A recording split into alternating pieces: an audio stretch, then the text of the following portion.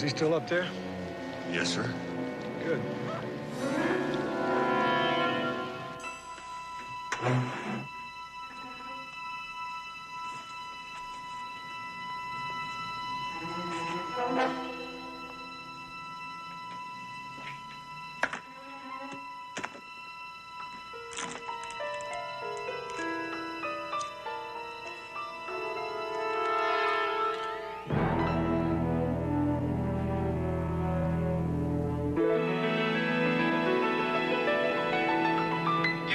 I knew I had another bottle of the,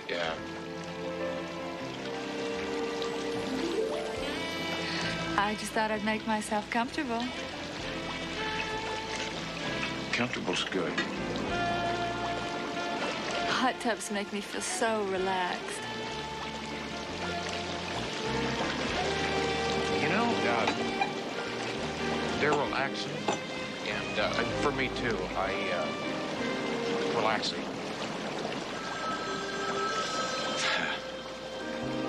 Telephone. I know. I've seen them before. I'll answer.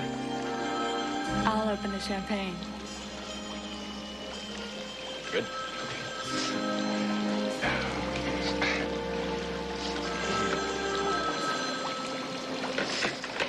Houston. This is Carter Gault. Houston, I hate to bother you so late. But I finally got Perone nailed. Facts, figures, evidence, the whole bag of beans. Carter, come on now. You've been chasing this pot of gold for over a year now. I can't wait just a little bit. Ooh.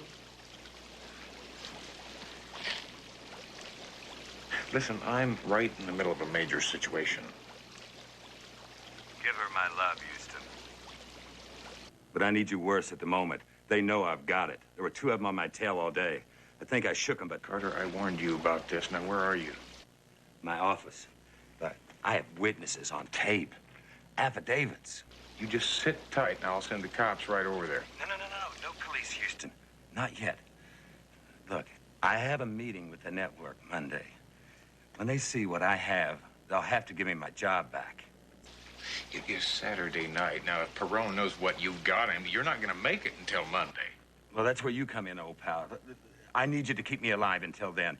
I'll meet you at that all-night bowling alley at 5th and Chandler. Carter...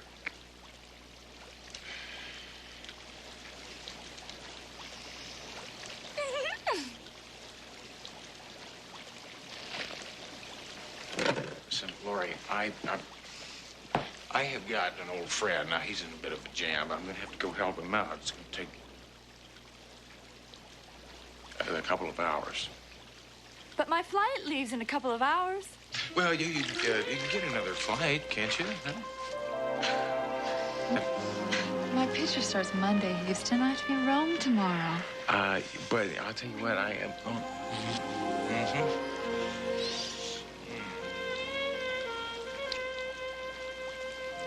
Darn it.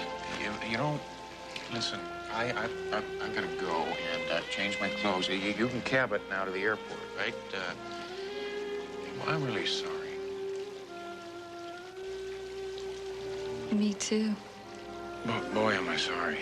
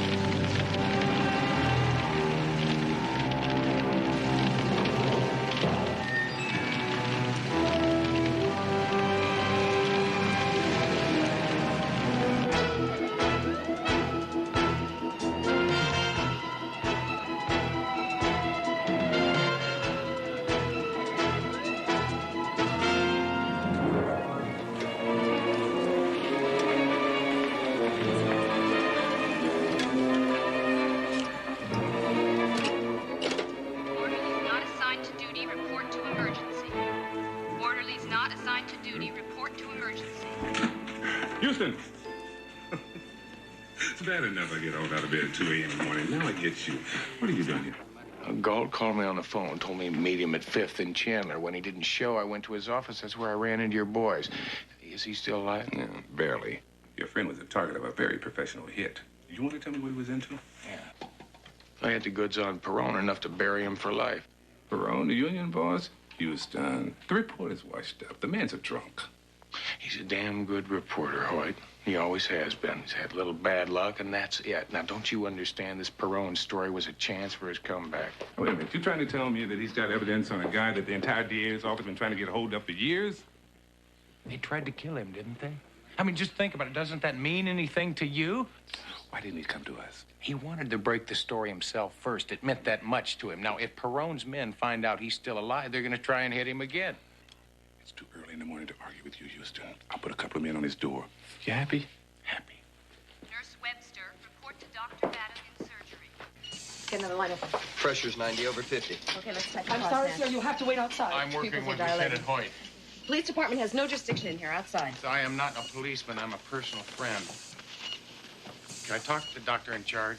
You are, and if you want to give your friend a chance. Houston. Easy, all right? He's going into shock. Once you see adrenaline, take his strength. Let's get some pressure on that laceration. Do what the doctor said. I got him. Fine, listen, just relax. I got Perone. We'll have plenty of time to talk about it. Just take it easy. 6 units blood. Come on, you guys. We got the CPC, doctor. Prep him for OR. Would you follow me, please?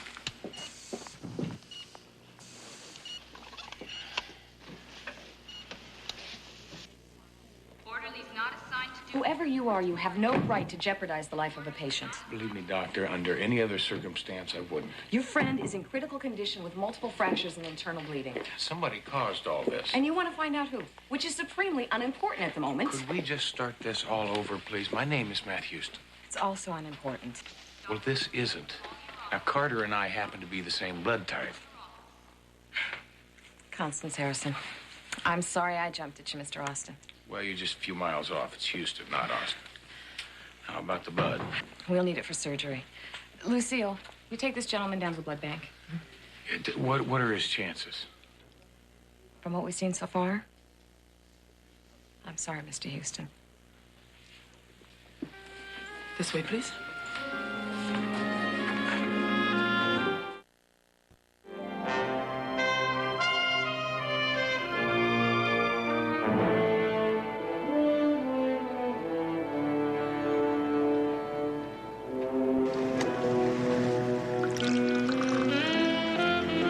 Good morning. Good morning.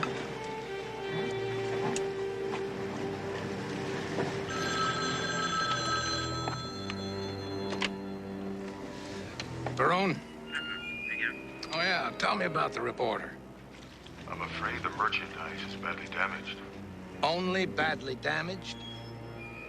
When will it be unusable? Oh, I guess any time now.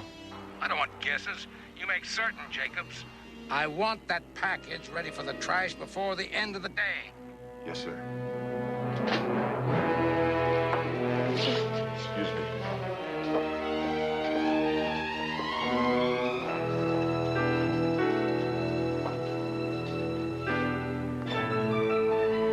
I got here as soon as I could. CJ, thank you for coming. Listen, Albert Perone tried to kill my friend last night, and I want to nail him for it. With what? The evidence that Gault collected went up in flames with that explosion. Yeah, there's other copies of that evidence. You know that? Yeah, see, Carter Gault was a very paranoid man. He used to make insurance copies of all his work. Yeah, you can be sure there's other copies. He'd stash them in his refrigerator or give them to a bartender. Well, I'll start collecting all the available information that I can get on Perone. I want to make Perone very nervous, CJ, and I want to keep him that way till we bust him.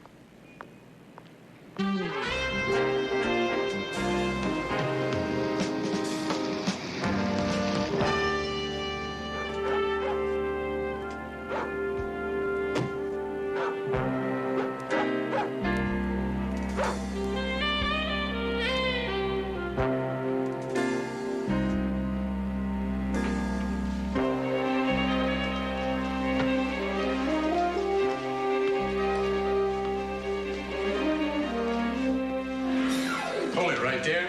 Restricted area, police business. Well, my name's Matt Houston. Listen, didn't Lieutenant Hoyt tell you I was coming by? I'm new in the division. Lieutenant didn't say anything to me about anybody coming. My partner. There's a couch in there. He wasn't feeling so hot, so I told him to lay down for a while. That's probably a good idea. Anyway, if it's okay with the lieutenant, it's fine with me. Thank you.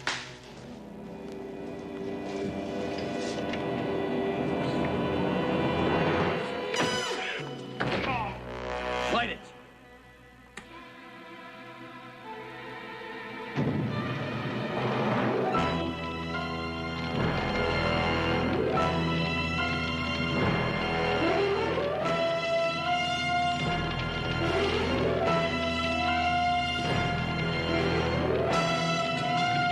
Let's go.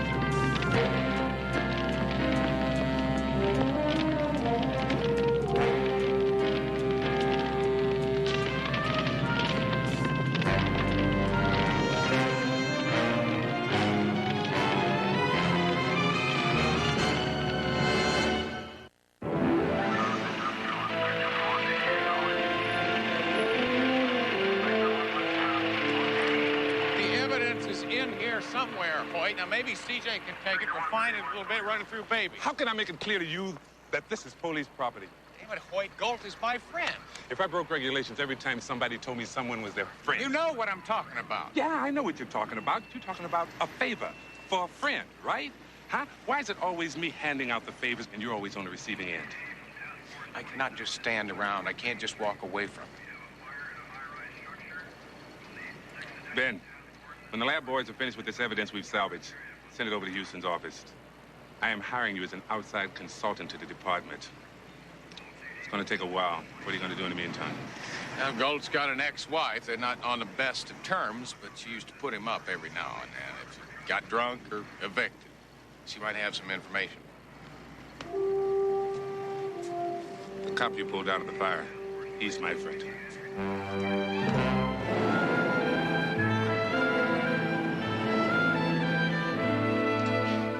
I'm sure whatever Carter was working on was important to him. But I haven't seen him in months, and I'm pretty busy right now, so... Well, you can see him at Angela's memorial. They have moved him to intensive care now, Bonnie. Bonnie, I thought you'd heard. Somebody put a bomb in his car last night. He's lucky to be alive. Carter knew the risks. It's very important to him. Very important. He finally has got enough evidence to put Perone away for good. Look, Houston, I've got customers, so if there's a point to all of this... Well, I just thought that you might know something that could Sorry, help. Bonnie, Houston. please. Don't tell me I owe Carter something, Houston, because I don't. When our son died, he walked out on me to wallow in self-pity and drink himself to death. Bonnie, he felt responsible. He was responsible.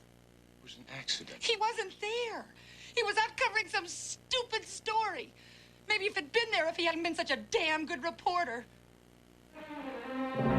I gotta go, Houston. Bonnie, if you think of something that might... I know. I will.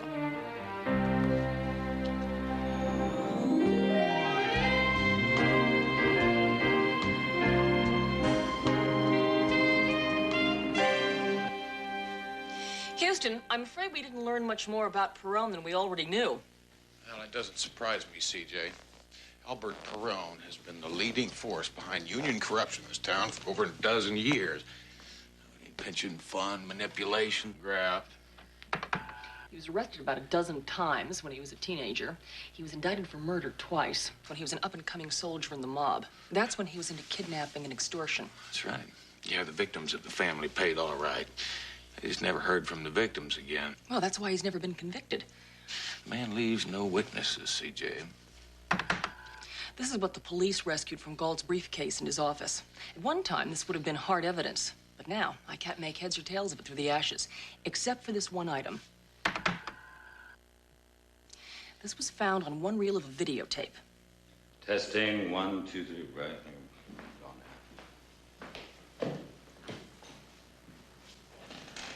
Albert Perron Expo, Reel 5, Interview 3A. Roll it. Witness J, a former accountant with the Perron Syndicate. His request for anonymity is respected here. His testimony will make clear why. He has an eyewitness. In your own words, explain for us the activities of Albert Perron in the matter of the Moeller Security Loan Group. Mr. Perron used $9 million to finance the drug buy from the Eastern Syndicate. The funds were channeled through false loans to the Waterfront Workers Union. And the documents that you turned over to me will corroborate this. Yes, sir. And to the fact that Mr. Perron arranged for the murder of... CJ, is there anything in the file or the tape that might lead us to this witness? No, and he electronically altered the voice, so there's no way to trace him. What do you want to do, Houston? Why don't you stick with this stuff? Feed everything you can find into baby and see what you come up with. When are you going back to the hospital? Tomorrow morning. I'm sure by that time the doctor will have come up with something. But will we?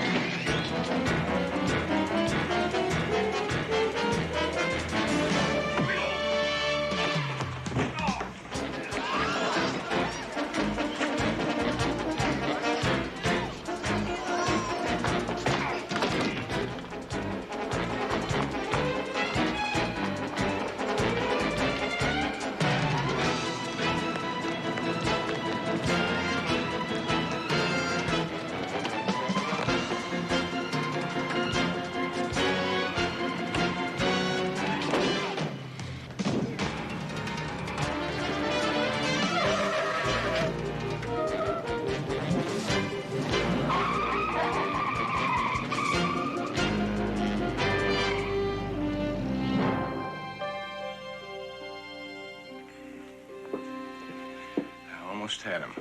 Well, the police got those other two. I would think that would be sufficient for whatever purposes you need. Those two were paid $1,000 apiece to create that disturbance. They don't even know who hired them. Ow.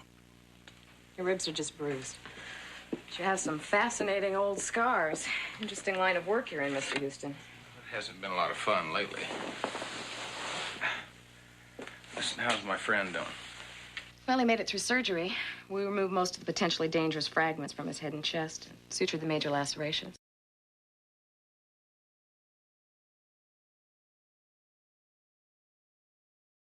Should I lie to you? What would you like to hear? I'm sorry. I'm tired. I'm sorry, too. It's been a couple of days since I've slept myself. Well, then I prescribe a hot meal in your stomach and a glass of wine to relax you and a good night's sleep. Well, I'll tell you something, Doctor. I'd love to have dinner with you and drink that wine. Maybe we could toast Carter Gault's speedy recovery. I already have a date. My 8-year-old daughter, Jody. I'm sorry, I've been divorced since she was 2. How would you feel about a 3rd grade pageant at St. Mary's Elementary? And a hamburger dinner with 2 ladies? Well, under the circumstances, Doctor, I'd love it. Under the circumstances, it's Constance. I'll leave my address at the nurse's station. We'll be ready at 6:30.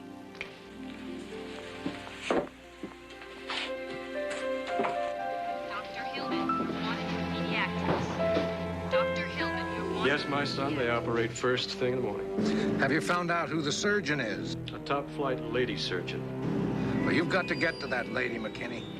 I have something in mind. Consider the matter closed.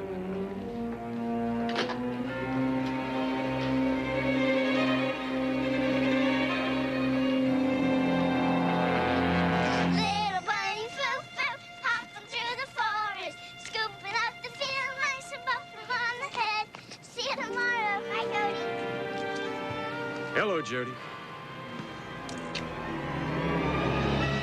Hello, Father.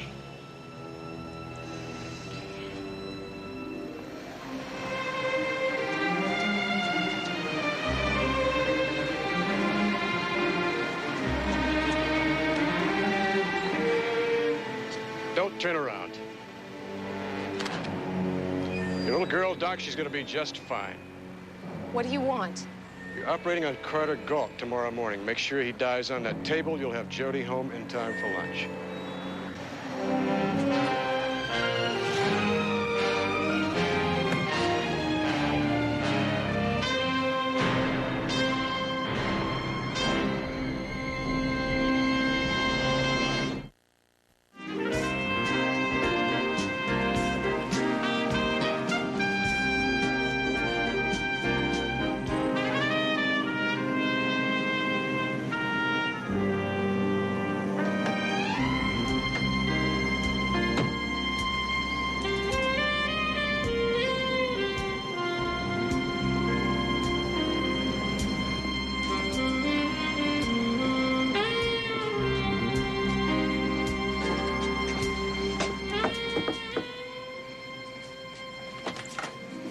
Houston.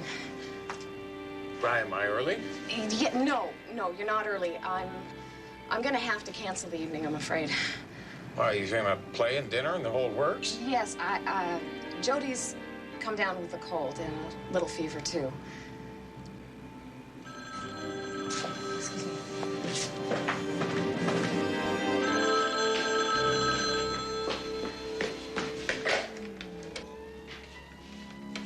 Hello? Hello, yes, I was expecting your call. Now, just remember, Doctor, no police, no conversations about this with anybody. No, I haven't. You understand? Yes, could I please speak to her? Jody, talk to your mommy. Hi, Mommy. Hi, sweetheart. Mommy, you should be here. We're having lots of fun. Father Joe is real nice. When are you going to be back from San Francisco? Wait a minute, slow down. Where are you? Jody, look what Father Joe has for you.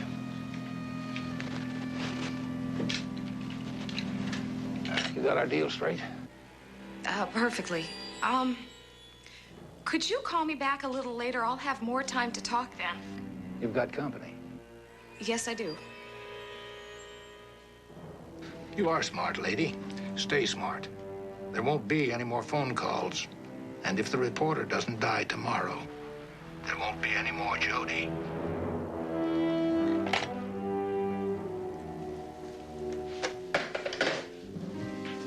Oh, I'm sorry, Houston. Could we make it another night? Absolutely. I just hope your little daughter feels a lot better. Thanks. Night. Night.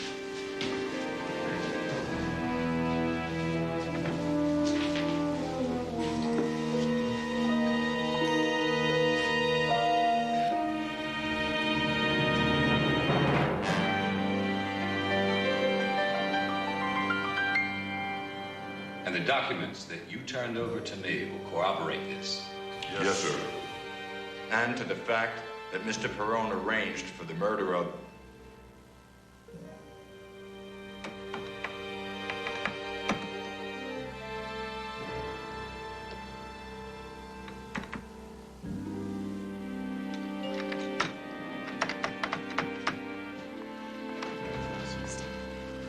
Thought you were taking the night off. Going back to third grade? So did I. Something is wrong. Why? Because the beautiful doctor stood you up? It happens sometimes, pal. You come up with anything? No, not yet. We were just gonna have a bite to eat. You must come up with something. Houston, I've talked to everyone I could find who was in Gault's life. Now, if copies of the evidence were given to the proverbial bartender or whoever, then nobody's telling me about it. Now, this is just ridiculous. I mean, baby is about to blow a fuse, CJ. Maybe she needs a softer touch. Would you please see what you can do to make some sense out of that burnt rubbish? I've gone over these things a dozen times. Well, why don't you go over it again? I intend to.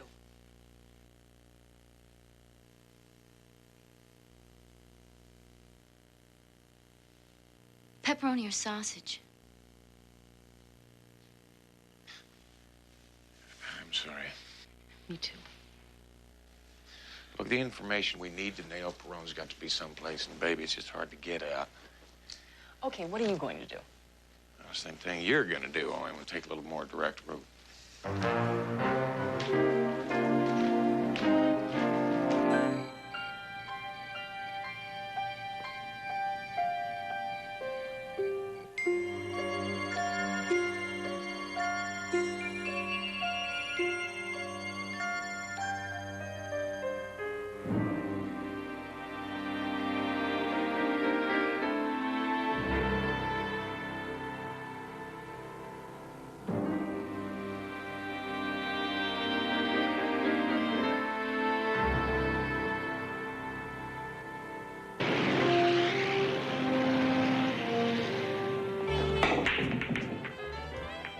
Check it out, dude.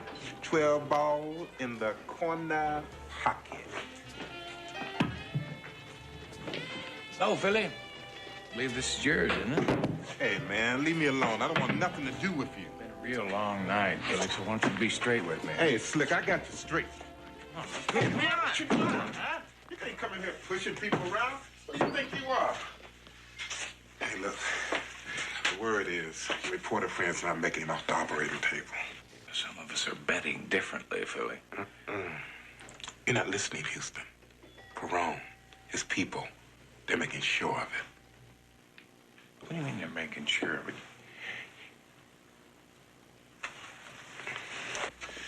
Look, we've been in here long enough. Save my reputation, man. Right on the button. Right on the button, right? Right, the button right here. This would make it look good, wouldn't it?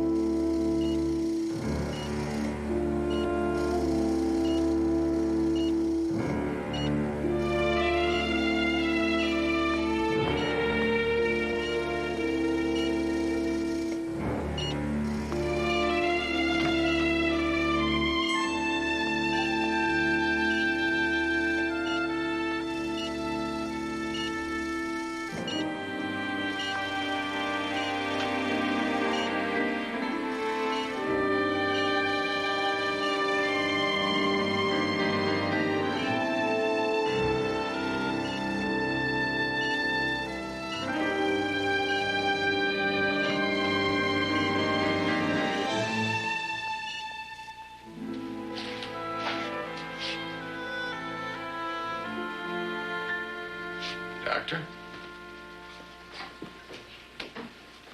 Houston, hello. Where's your little girl? She's home. She'll be all right. It's just a little fever. I just came from your house. There's nobody there. No babysitter, nobody. Leave me alone. They've got her, don't they? Yes. And all they want for her return is Carter Gault. Want him to die on the table? Dr. Harrison, ICU code. Doctor, it's the reporter, Mr. Gault. He's fading. I'll be right there. What are you gonna do, Doctor? Operate. We don't have any choice. He won't last till morning. What are you gonna do? Dr. Harrison, ICU code blue. I've got to go.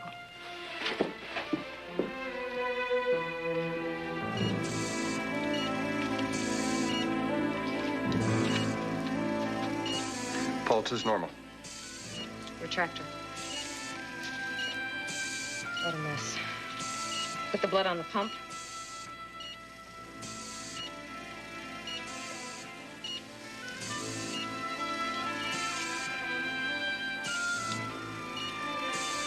Suction. Kelly clamp.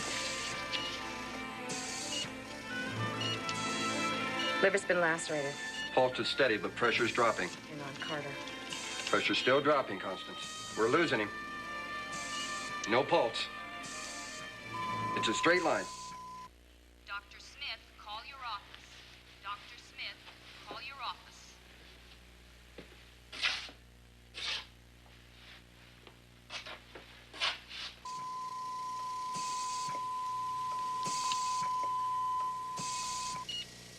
He's coming back.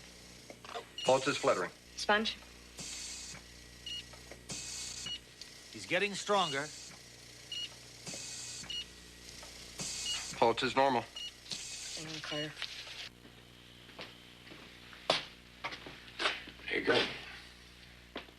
2 sugars, huh?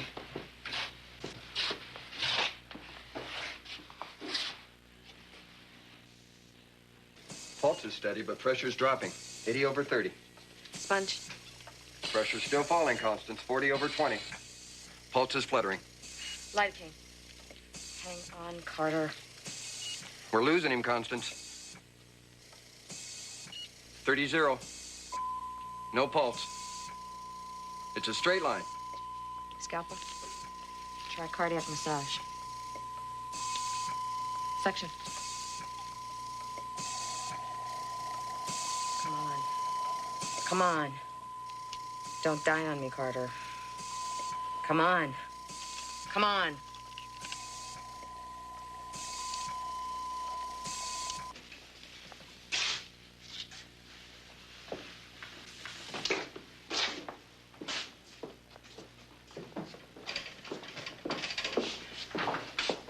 I'm sorry. I tried to. Your friend was a dead man 2 hours ago, Mr. Houston. Dr. Harrison brought him back 3 times, but I'm sorry.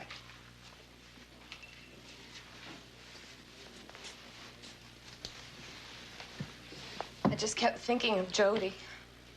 I kept thinking how easy it would be for me to let him die. He was slipping away so quickly.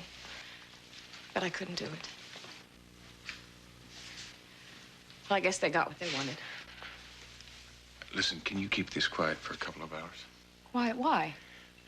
I need the time. But they'll release her now. It turned out the way they wanted. Don't you understand? Perone is not the kind of man to take risks. But they said that...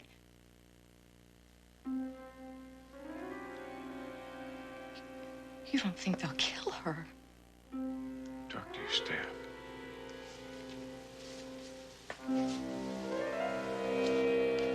I need the time.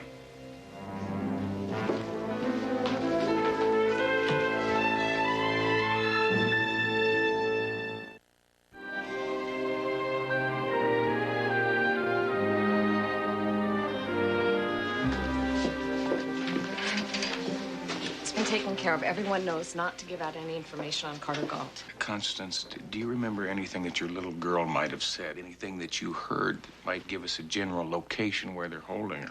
I barely spoke with her. She didn't sound frightened, but there was something... Houston. Jody said one of the men that was with her was a priest. She called him Father Joe.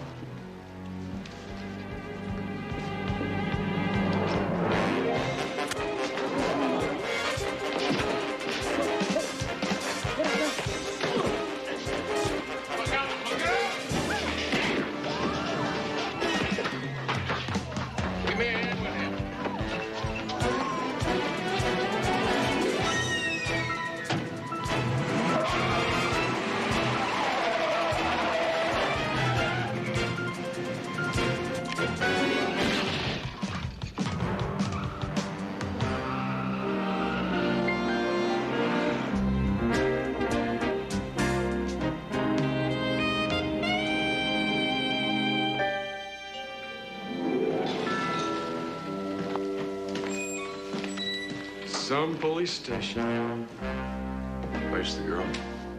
What kind of girl you want, Houston? I got a friend can get you black, oriental.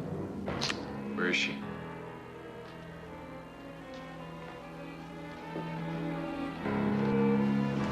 What are you gonna do, Ace? You're not gonna kill me. I'm an unarmed man. No, you're a dead man.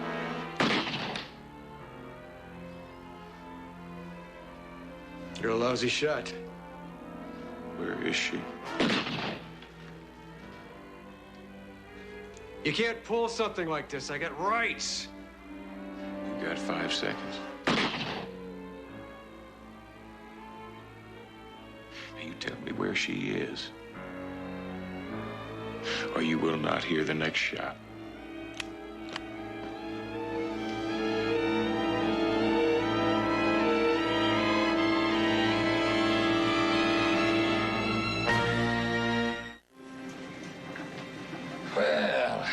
reporter's dead, that leaves just one small detail.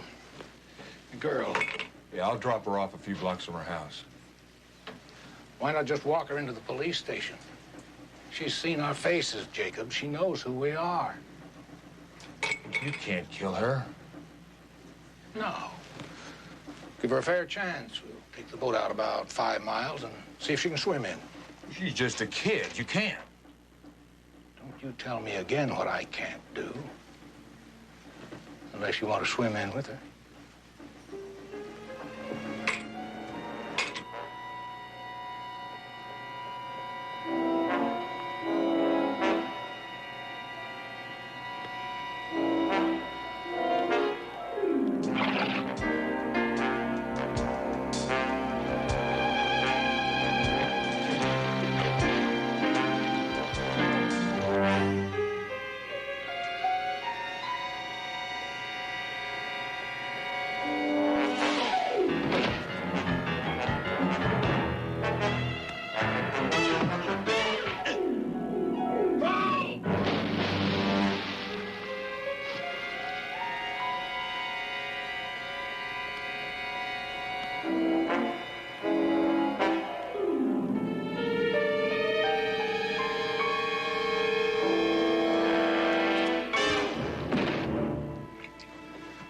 Jacobs, cast off and take us out to sea.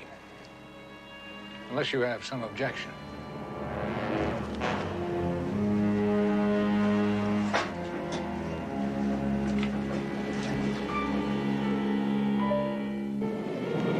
Cast off!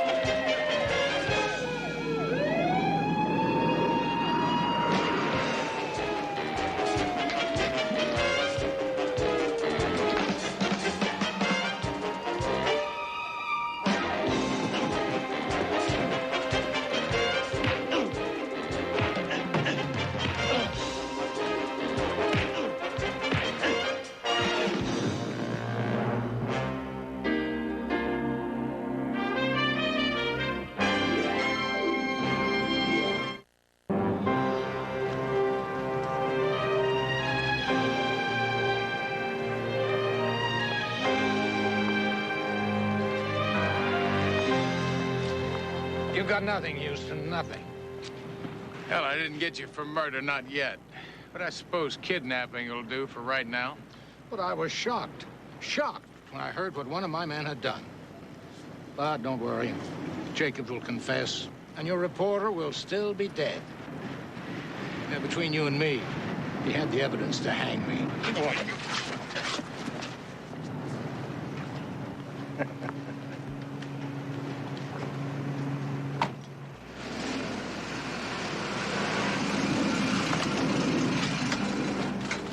Jody? Baby, let me look at you. Are you okay? Oh, I missed you so much. Oh. Look at the man, CJ. He just got away with murder, and he knows it. Not quite, Houston. You were right. Carter did make copies of the evidence. Bonnie Gault just left these at the office. CJ, these are copies of all of his evidence. Where'd she get them? She found it in her mail this morning. Apparently, Carter sent it the day before he died.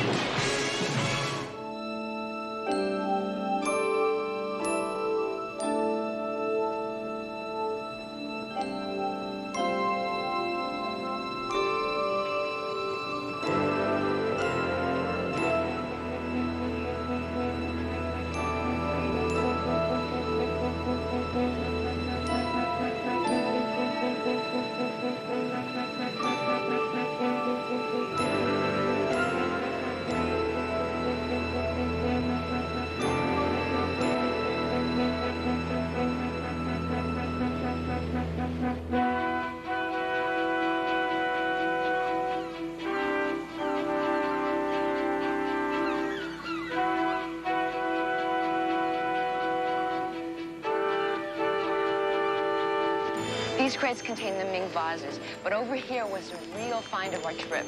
A Tang horse circa 815. It'll be the centerpiece for our museum's Far East collection. Oh, great.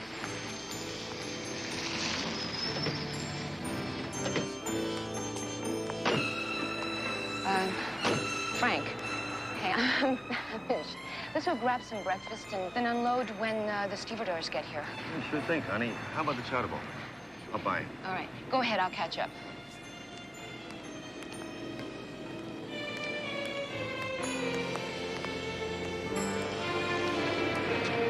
What are you doing here? Su Qin has heard some rumors. He's quite concerned. What kind of rumors? That the shipment may have been hijacked. Nonsense. I loaded it myself in Hong Kong. No one knows where it is but me. Then you won't mind showing us. Of course not.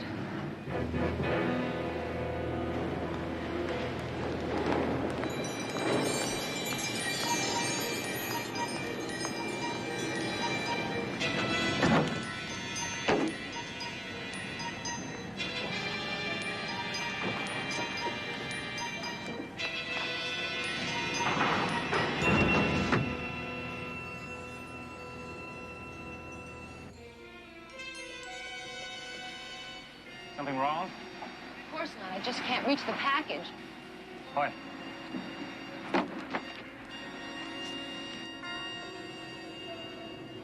It's empty.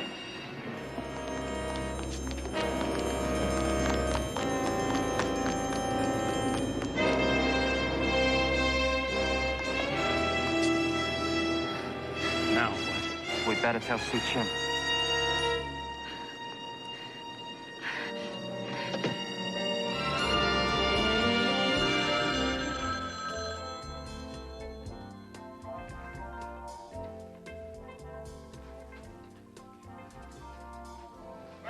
CJ, keep going. Remember, no pain, no gain, huh? Come on, Houston, give a girl a break. I wanted to firm up, look like Conan the Barbarian. Yeah, well, I'll tell you something. You're saved by the bell. You got a phone call from Connie Ling. Oh, thank you. Connie? Hi. Thank God you're there. You've got to help me. Connie, what happened? There's no time to explain, CJ. I've got to see you. Meet me at my apartment. And for God's sake, please hurry. $20 million worth of heroin. Gone. Su Qin, the woman must have been working with someone. Maybe one of our rivals, and hoping to take over our drug trade. Without the heroin, there's no drug trade. We must recover the shipment. Do whatever is necessary, but find the drugs. What about the girl? I may have made an error in trusting Miss Connie Ling, but she has made a far greater error by betraying me.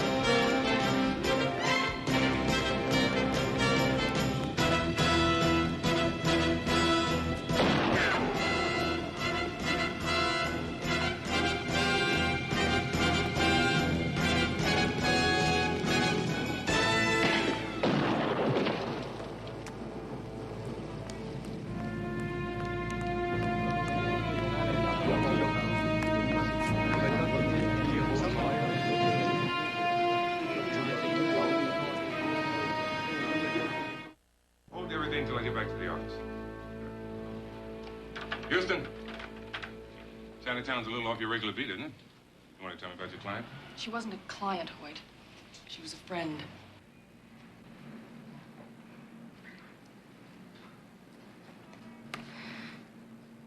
Named Connie Ling. She worked at the County Museum of Art. She was a Far East expert. She called us about an hour ago to say she needed help. We didn't get a chance to find out what it was. Got any idea why anybody wanted to kill her? No. I know. I knew her for 10 years. We were in college together. I need both of you to come down to the office to make a statement. You all right? Houston, the man you shot's in a coma. Doctors give him a 50-50 chance.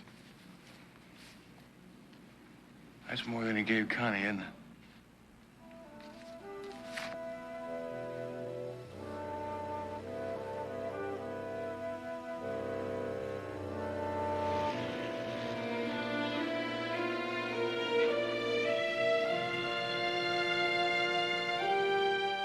That's him, Matt Houston. The woman's his associate, corporate lawyer, C.J. Parson.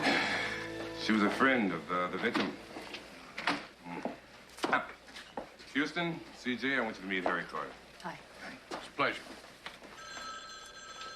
It may not be when you see what I have to show you. Carter here works for the Drug Enforcement Administration. He has some information on Connie Ling. This way, please.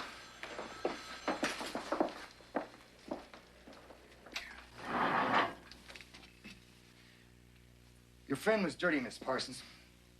She's smuggling drugs. What are you talking about? Heroin, and a lot of it. Enough to keep a city full of junkies glassy-eyed for months. That is just not possible. Now, C.J., just take it easy. Let's at least hear what the man has to say. You can talk all you want, Carter. But you're never going to convince me of that. Oh, no? You're a lawyer? How about if I show you some evidence?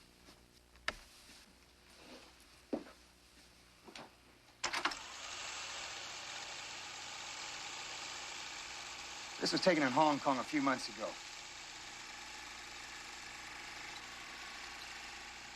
The man standing next to Connie Lin is a known heroin dealer.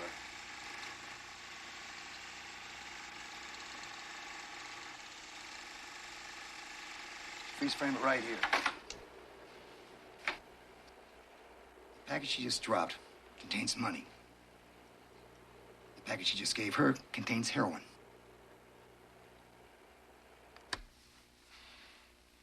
We've been on her for 6 months. That doesn't prove that... C.J., Carter, let me see his files. It's all there.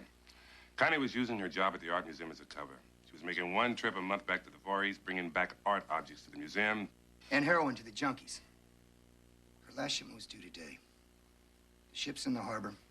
I've got it impounded and sealed. Yeah, wait a minute, fellas. Now, if you knew this was going on with Connie all along, why didn't you just arrest her? Because she's just a mule for the smugglers. I was hoping she was going to lead us to whoever it was. But cops are usually pretty tight-fisted with their information, huh? I mean, why are you telling us all this about Connie? Look, Houston. I've been trying to break up this smuggling ring for 3 years. I'm so close to it now I could taste it. So in other words, what you're trying to tell me is you just want me to stay out of it so I don't blow your case? You got it. And I still want to know why Connie was murdered. You stay out of the way and I'll find out. Wait. I'm going to the hospital and see if I get a statement from the killer. I'll walk you down.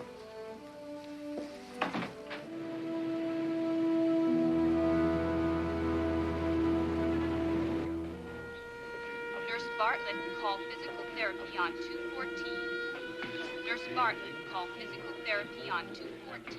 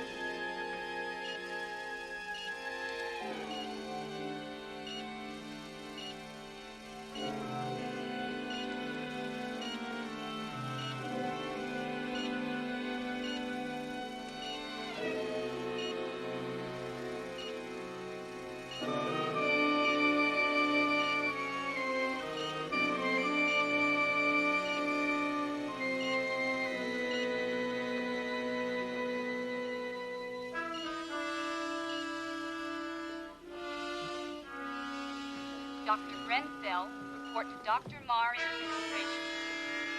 Dr. Grenfell, report to Dr. Marr in administration.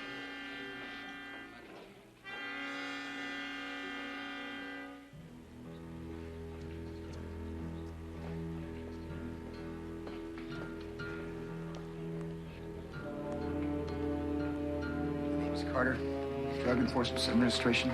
Lieutenant Hoyt said you'd be by. Follow me.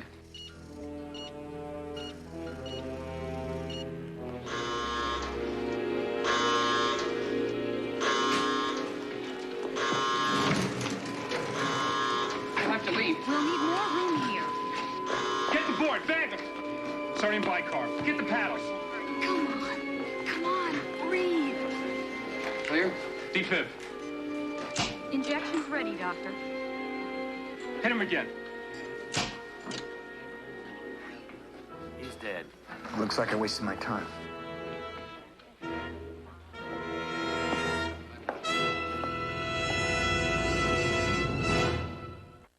CJ, just please try and calm down. I don't want to calm down, Houston. I'm mad. The DEA can come up with all the files, all the film, all the evidence that they want. But I know that Carter is wrong. There is no way that Connie would have been involved with drugs. Houston, Lieutenant Hoyt, line 3. Thank you, Chris.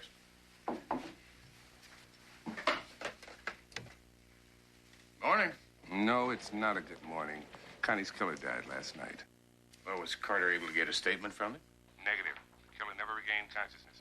Just thought you'd like to know. Later.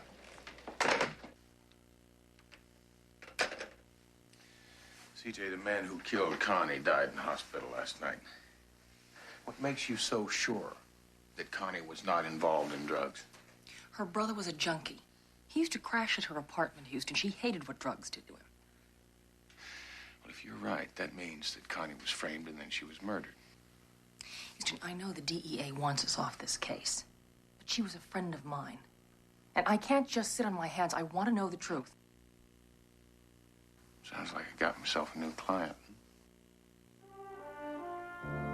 Where do we start?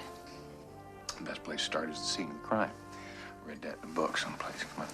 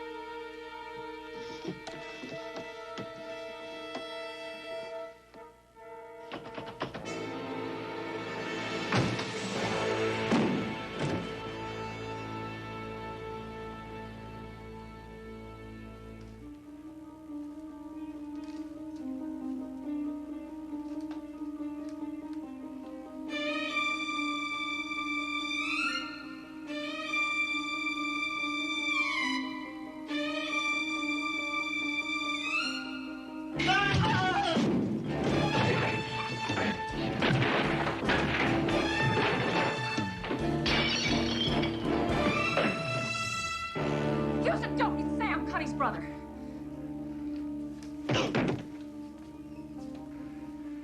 See, you've got some explaining to do.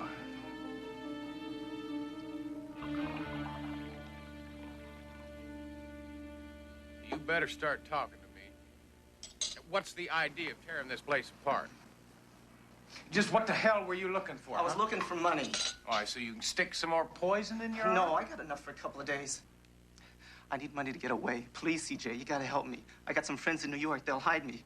Listen. No, you listen to me. You just listen to me, you poor little burnt-out junkie. Hey, your sister's dead. She deserved a whole lot better out of life. You better start answering some questions. First one, was Connie smuggling heroin? Oh, Sam, why? There has to be a reason for it. Go on, answer her. Me. She did it for me.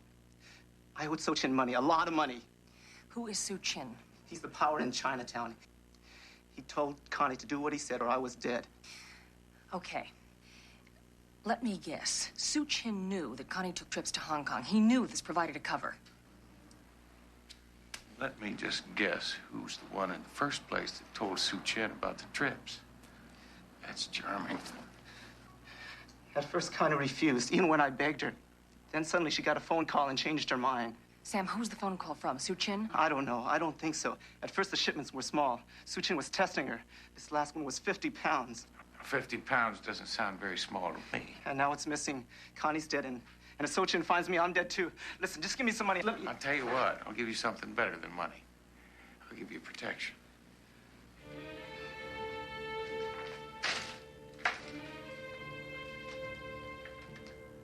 Don't worry, Houston. I know a place where he'll be safer than a third-string quarterback at halftime. Hey, didn't you used to be Too-Mean Malone, the baddest linebacker in the NFL? Now, CJ, Too-Mean is going to stash Sam and hit the street with a mouthful of questions. What's the next step? I think we ought to do some homework.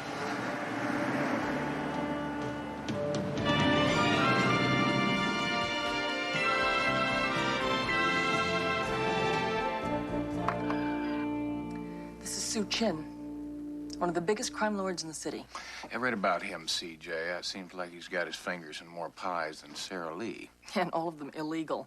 Drug trafficking, gambling, extortion. He's a real smart cookie, Houston.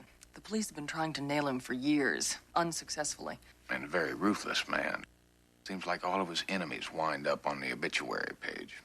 Like Connie. Maybe not, CJ. You said yourself, he's a very smart man. Now, remember what Connie's brother told us? Sue Chin still does not know where that heroin is. You're right. It wouldn't have been very smart of Sue Chin to murder Connie before he knew where the drugs were. Mm-hmm. A man like that would probably just torture her until she told him where the drugs were. And then kill her. Yeah. Sue Chin. He's probably not our man, CJ. Do you have any idea who is? Somebody who's come into 50 pounds of heroin recently.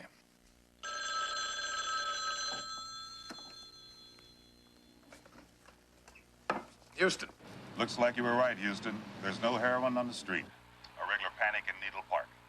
Have you got any idea who hijacked Sue Chin's shipment? No, but I'll tell you one thing. He's one brave dude. You heard of an eye for an eye? Well, Sue Chin believes in 2 eyes, 1 nose, both ears, and all your teeth for an eye. He's not a nice man. This is true. Let's just keep digging to me. Now, that dope has got to hit the street sooner or later. When that tap is turned on, I want to know whose hand is on the faucet. You got it.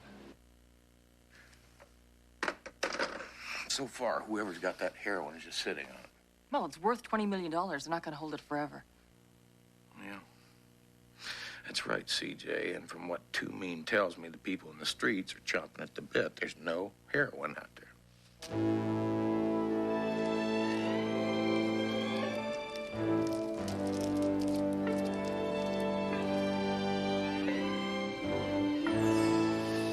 And they say we Chinese are the inscrutable ones. You can keep it if you like. You're quite generous with my property. Sue Chin, I have 199 bags just like it. Before we begin negotiations, Mr. Carter, you must tell me how you managed to come into possession of my heroin. When you ordered Connie Ling to start smuggling drugs to keep her brother alive, she phoned the Drug Enforcement Agency. And you got the phone call. I got it. She was working for me all along. She thought I was waiting for a big enough shipment so I could arrest you. When you were actually waiting for a big enough shipment to steal. You see, I have my retirement fund to think of.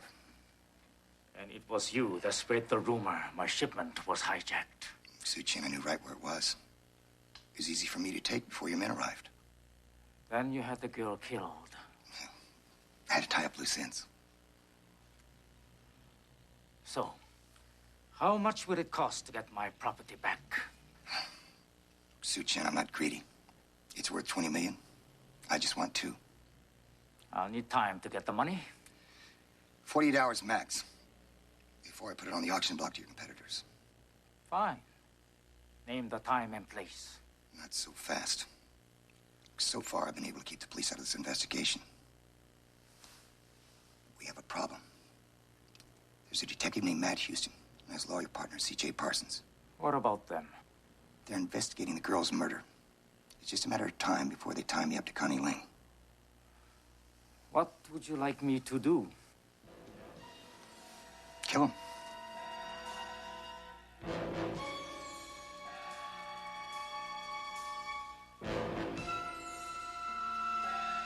Consider it done. All right.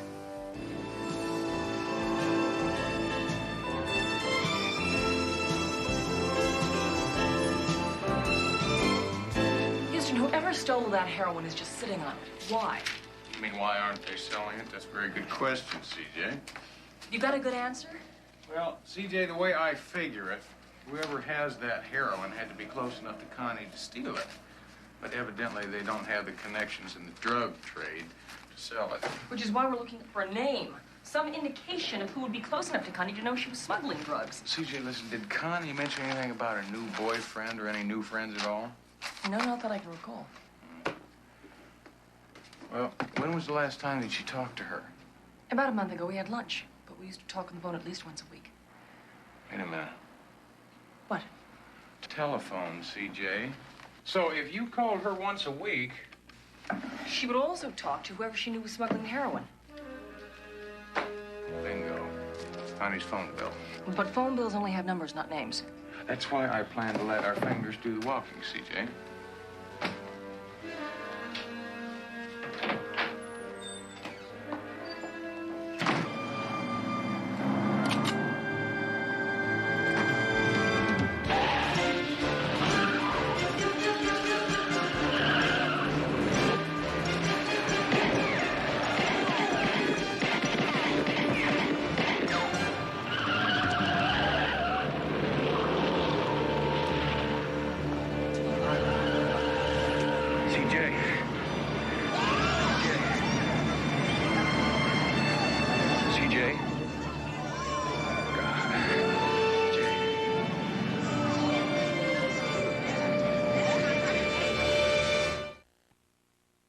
Orderlies not assigned to duty, report to emergency.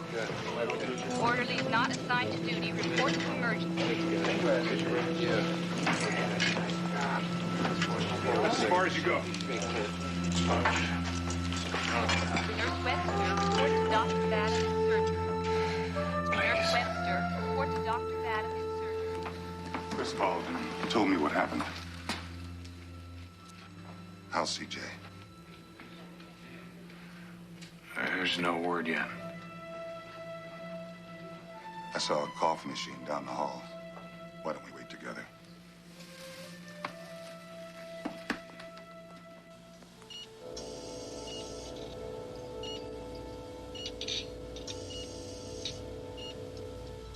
Yeah. Okay.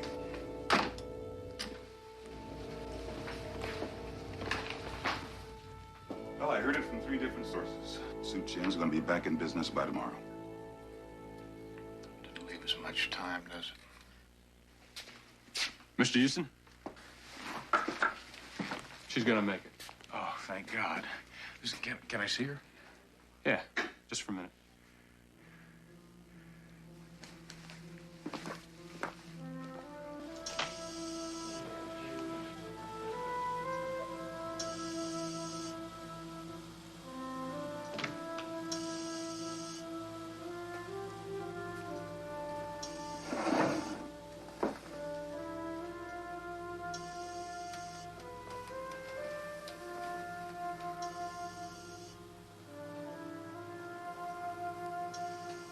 Hiya, boss. Hi, CJ. I'm sorry, Houston. What are you sorry about?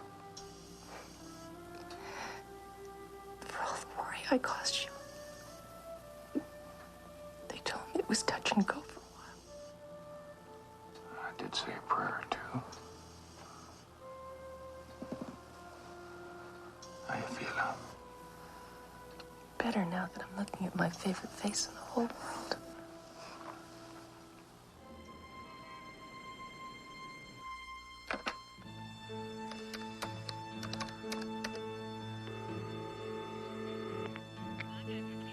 Hello, yeah, this is Tony Stewart. I'm a friend of Connie Ling's. She told me if I ever needed to get a hold of her that you just might be...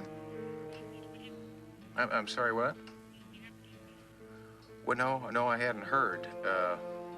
I'm sorry. Listen, tell me something, Cindy. Did you... It's Betty? Betty Gimbel. You were her hairdresser. I'm sorry. I probably called it a bad time. Thank you. Tell me, Eli, how good a friend of Connie's were you? Her car mechanic. No, I don't know what the family's planning to do with the car. Did you come up with anything? I know where you can get a Fiat fixed. Great.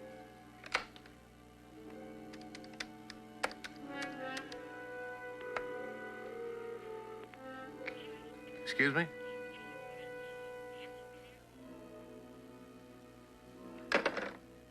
What happened? Well, I just got the Drug Enforcement Administration. Well, if Connie was smuggling drugs, why would she be talking to the Heat? Well, maybe she wasn't talking to him. Now, she's got the brother, Sam. He was a junkie. Used to hang out at her place once in a while. Well, lots of junkies snitched to the man for some extra dough. Do you think he called the DEA? Let's ask him. So where'd you stash it? At your beach house. My beach house? Well, why my beach house? Because it's safe. Well, why not your house? What? A spaced-out junkie in my home? Houston, I got an image to maintain.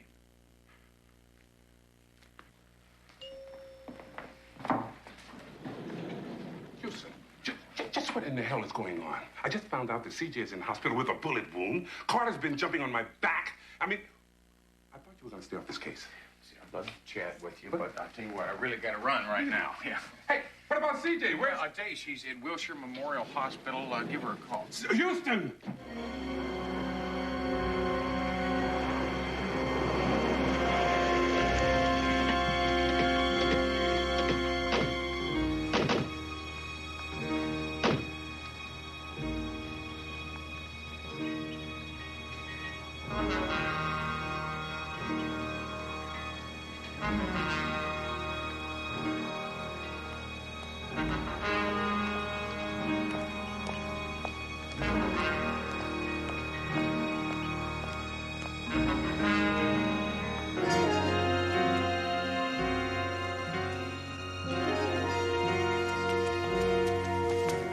How's our house guest? He tried to make a break for it, but I caught him. He said if he tried it again, I'd rip his lips off. Tell me something. Did you ever make a call to the DEA from Connie's apartment? You crazy, man? Well, it wouldn't be the first time a junkie snitched to the man for some powdered sugar. But it was my own sister that was bringing the stuff in. I never would have set her up. Now, wait a minute. Did you not tell me that Connie only agreed to work for Sue Chin after she got a particular phone call? Yeah. She was scared, real scared. I said, okay. Houston, you've got that funny look on your face again. Yeah, it's the same one I always get when I realize I've been conned.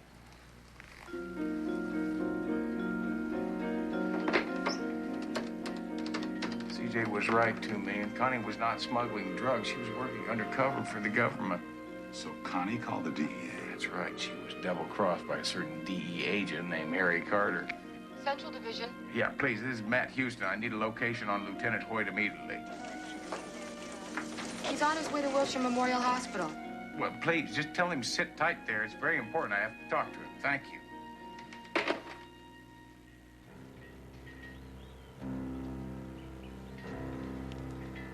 So far, the only hard evidence we've got is Connie's phone bill. Well, you need more than that to convince Hoyt. Right, unless we can catch Carter with the heroin, it's going to be a hard thing to convince the jury of. I don't think those guys are from the welcome way. Yeah. Listen, how can we divide and conquer? Huh? Split up between...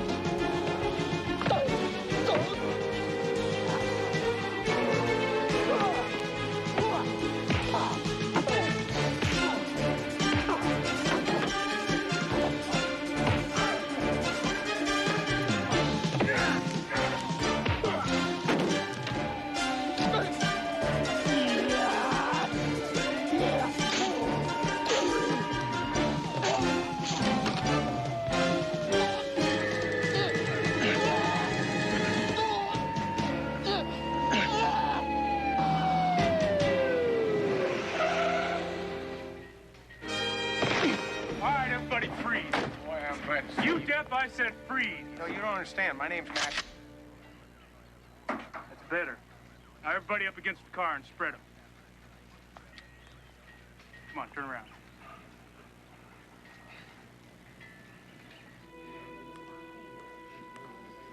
Yes, ma'am. I'm Harry Carter of the DEA. I'd like to speak with Miss Parsons.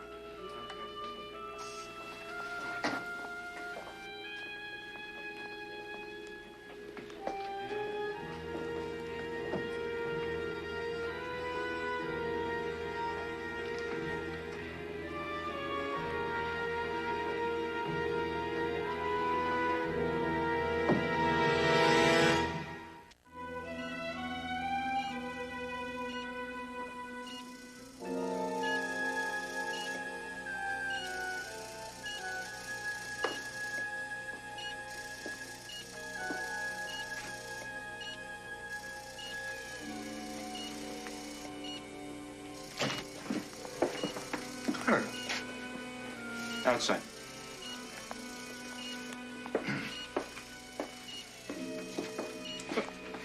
What are you doing here? Probably the same thing you were, I just want to get a statement from the lady. Well, neither one of you are going to talk to her. Not now, at least. She's sleeping, and I don't want her disturbed. I'll be happy to call you at your offices as soon as she's able to see you. Phone? Nurse's station. I have a staff meeting, so I'll talk to you later. Take it easy.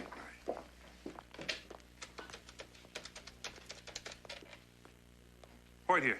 Lieutenant, Matt Houston called. I told him you were at the hospital, and he asked if you'd wait there for him. Did he say what he wanted? No, sir. Okay, thanks.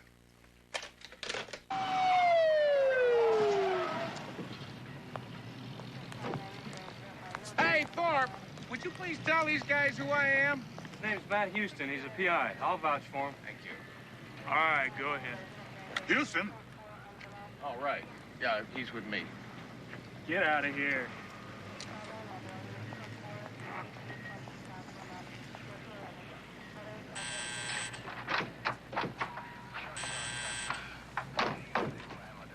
Houston. My office called. Said you wanted to see me. What's up? Hoyt, have you seen Carter? He just left. Well, you have got to stop him, all right? Now, he is the one that set up Connie.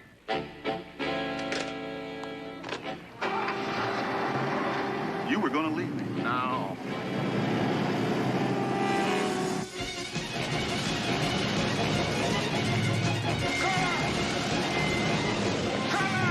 Hold up a minute!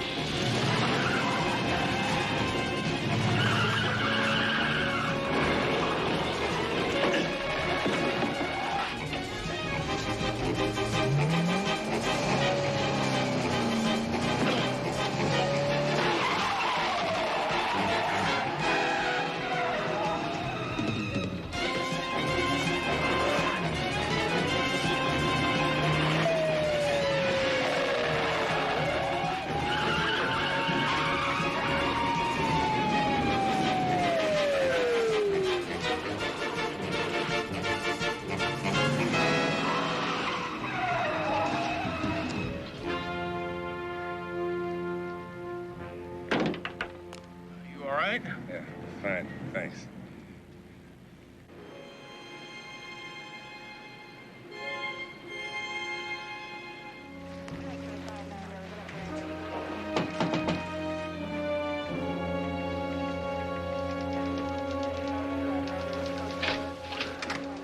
Well, what'd you find out? He said you and Toomey tried to mug he and his friend. Well, I have to give him credit for originality. Who is he? Want to see chance? Yeah, well, I'll bet you if you run he and his partner's gun through ballistics, you're bound to come up with a weapon that hits CJ. Very good, Houston. You get that from one of your private eye manuals? Yes. Matter of fact, I did. Same place I learned the term APB, as in finding Carter, Hoyt. Well, we got his house all staked out. Every cop in the city's looking for him. But Carter's a trained cop. He'll be a tough man to find. Yeah, well, maybe not. You see, I talked to Toomey. Now, he said the word's out on the street. pushers will be getting their goodies tomorrow by noon. Meaning? Meaning the Carter's got to pick up that heroin. Now, he stashed it. Probably someplace that he thought it would be safe. All we gotta do is find out where. Got any ideas? This might help.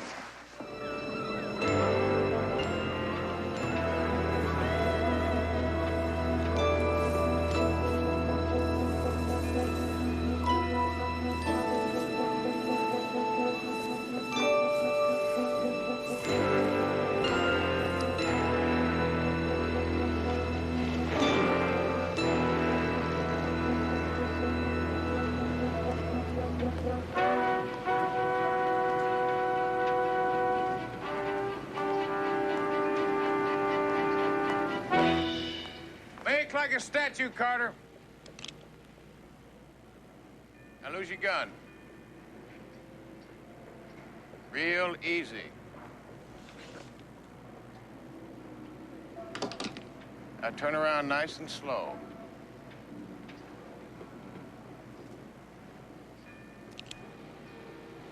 Kind of a long night. I was beginning to wonder if I'd guessed wrong.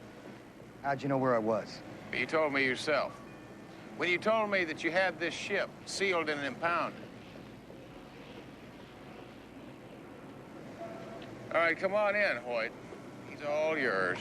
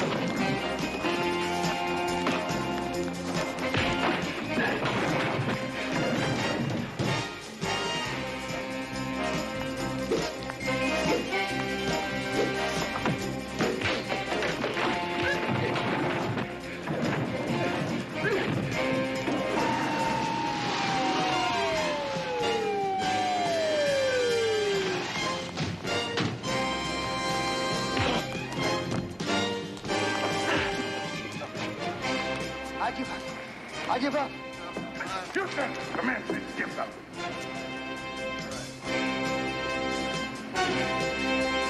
Not yet, he does. Now he does.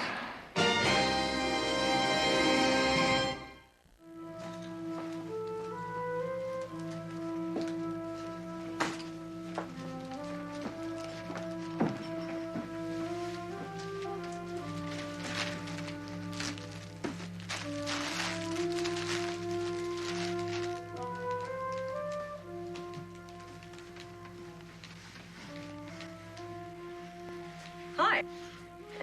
CJ. Listen, I didn't mean to wake you up. I'm CJ. glad you did. Listen, doctors tell me you're going to be out of here in a couple of days. Houston, I'm ready to get out of here now. I have 3 court cases. Yeah, don't worry about that. No, I've already postponed those. Well, the work at the office must be backed Well, up. Chris and Two Mean are pitching in. They're doing just fine. Things are running along smooth as silk. What you're trying to say is you don't need me. Not at all.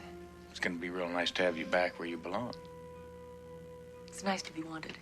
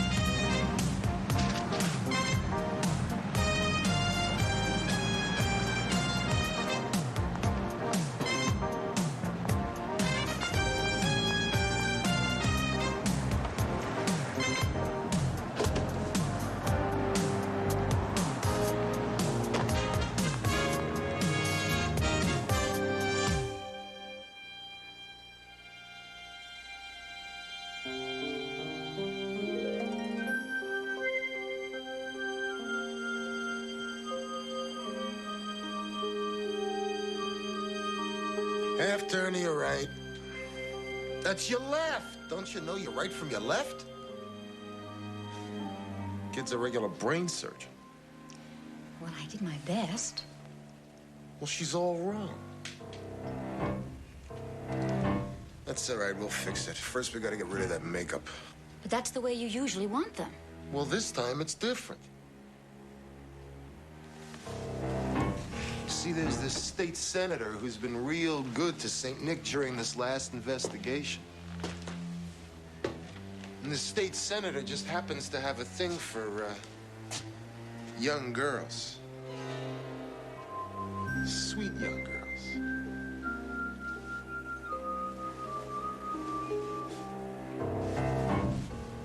It's called Happy Birthday, Senator. Yeah, you're gonna do just fine, honey. I warned you.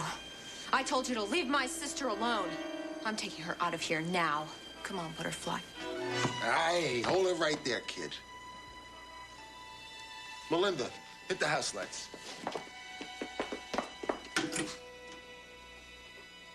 You. I told you to stop making waves, didn't I? St. Nick owns you and all those other hunks of meat out there on the boulevard. And since I speak for St. Nick... Wrong. St. Nick doesn't own me or my sister. Not anymore. Because I found out who your boss is. The real St. Nick. Wouldn't the world love to know that respectable Mr. Law and Order civic leader is really king of the pimps? You got a big mouth. And it can get bigger. Because if you don't let us go, I'm going to the cops. And then everybody's gonna know who the real St. Nick is. Everybody. Marcia, look out!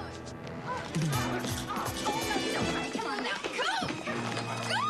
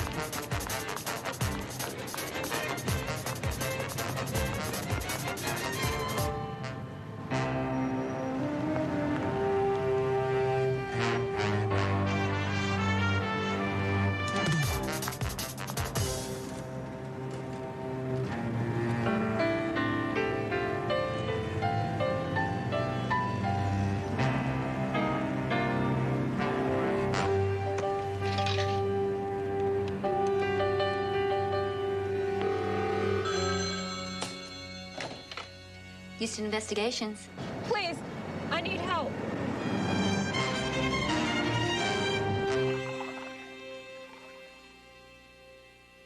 My name is Marcia Hall. I'm 16 years old. I'm a hooker. Marcia, this is nice and cold. Where do you and your sister live? The Hollywood Circle Motel. Well, Hollywood Circle Motel has been closed and boarded up for a couple years now. Well, what difference does that make? There's a lot of people living in places like that. Maybe we're not supposed to, but where else are we gonna go? Marcia, it's okay. We're all friends here. Marcia, tell me something. How long you been out on the streets? 2 years. Christmas Eve is when we ran.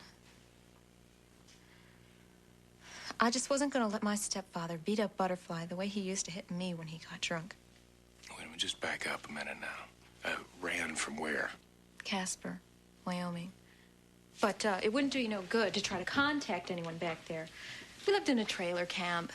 Everyone's probably long gone by now. I know the terms we agreed to when we started on this thing. There will be no cops. We won't try and get a hold of any parents.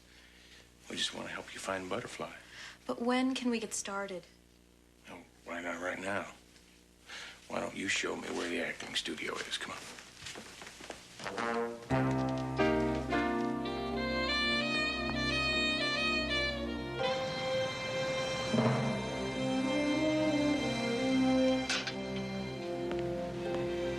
Well, surprise, closed, locked up tight. Oh, they change locations every couple of months. Sometimes it's a dance studio, sometimes acting. Sometimes they say they're agents for TV commercials. That's how they first got me. Now, listen, have you got any idea of another place they might be keeping your sister? No. I know sometimes Melinda keeps kids at her place, but I don't know where that is.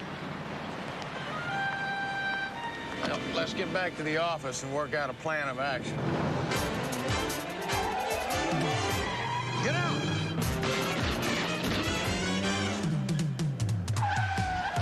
It's them! Yeah, I had that feeling.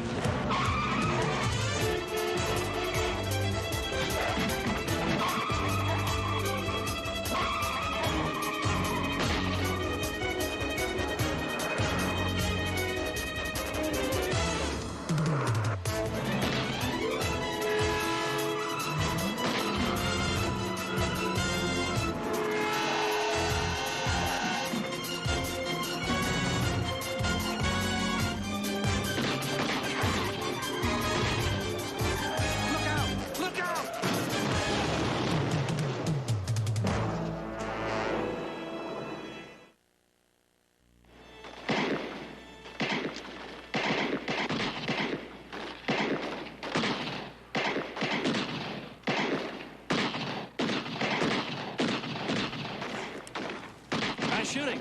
Well, one can't be too careful in my line of work. I'll be right back.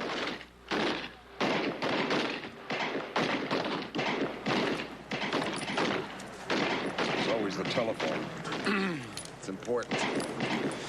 That Marshall Hall kid, this morning she showed up at the acting studio screaming for her sister. Said that if we didn't give her Butterfly, she was going to expose you as St. Nick. Me? You mean she knew me by my name? Well, she called you Mr. Law and Order. That's what they call you in the papers, isn't it? I trust you persuaded her against taking such action. Well, we tried. I'm afraid she got away for the time being. What do you mean, the time being? Well, we still have her kid sister. She's bound to show up for her, and then we'll get her. Then you'll kill her. I hate to say this, Houston, but street kids are a dime dozen. Meaning? Meaning, what kid would mean so much to St. Nick that he risks shooting you down in broad daylight? I really don't think it's the girls, CJ. It's what she threatened them with. She told them that she knew the true identity of St. Nick and was going to go public with it. Well, that is a big story. Did she say who it is? That's a point, CJ. She really doesn't know. She was bluffing. Now, all she heard was that St. Nick had something to do with law and order. Well, she's bluffing the wrong people. Baby. What kind of people exploit children? I kind of intend to hurt, CJ. First, I have to find Butterfly. Chow time? Marcia, how do you like yours? You like it well done, meaty, or still mooey? I'm not really very hungry. Oh, now, come on. You got to eat something. Got to keep your strength up. Besides, now, I always say that it's best to talk to a client over a meal. It makes everybody good and relaxed. Look, if it's about the money, I have it. I can pay you. Almost $700. Marcia, it's really not about the money. I was going to use it to get me and Butterfly out of town, but... Marcia, it's about the police. What about them? Well, I think it's time that we talk to them. Now, wait a minute. Listen. I know what I promised you, but that was before I realized how serious these people are. I just want to find Butterfly. So do I. They tried to kill us today. But somebody out there's got to know where she is. Listen, those were real bullets today. These people mean business. Now, if we go to the police, you tell them about St. Nick, they can help us find Butterfly. He's right. You really think so? I know so. Come on, what do you say? Talk to him? All right. Atta girl. I need to use the bathroom. You know where it is?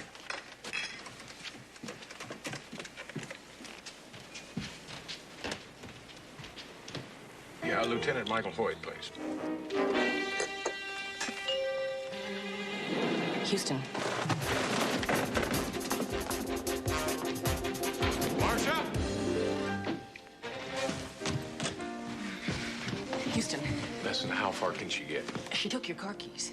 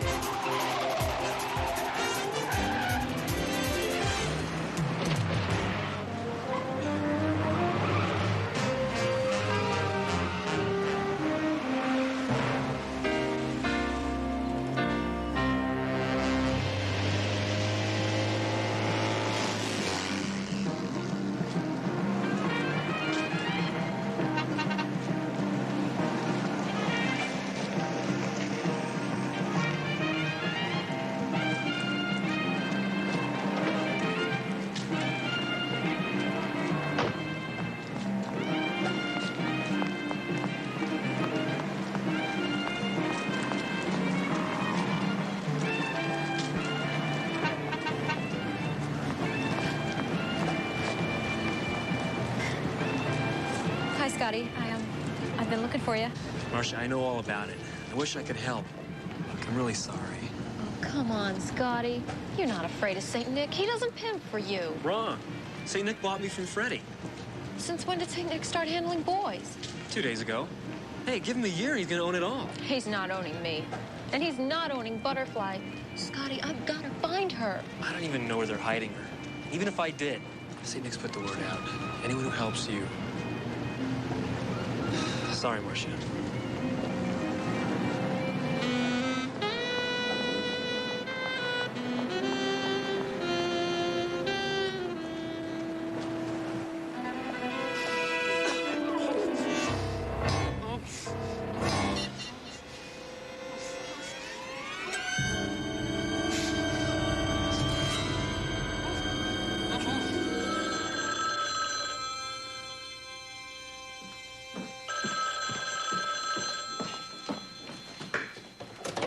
Houston Investigations.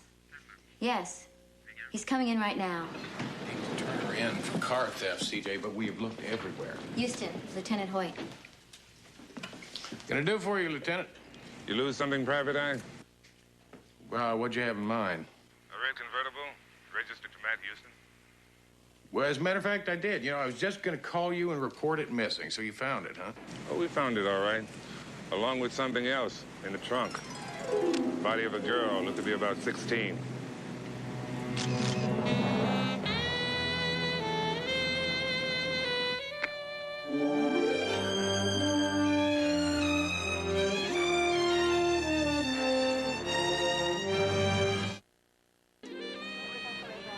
That's her. Hoyt, I want to stay close with you on this one. Get real, Houston. Get real? Now, what is that supposed to mean? Huh? It means that there's not enough time, money, and manpower. Your client, your former client, she's one of them. Them? A throwaway.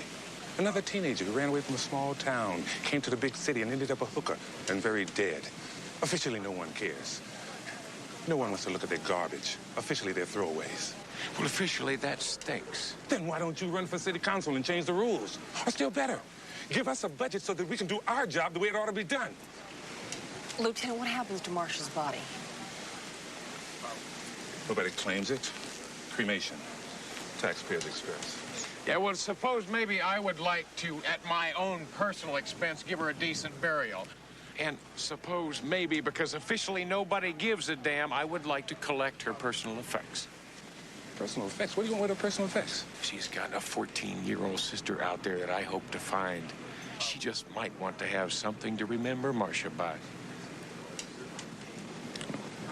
Funeral's out of my jurisdiction. But you can pick up her personal effects when you pick up your convertible at the impound tomorrow. Where to? Find Butterfly, CJ. You want to tell me how we're supposed to do that? Well, I'm not really sure. I think I might know someone who just might. Why don't you drop me off at Century Theater?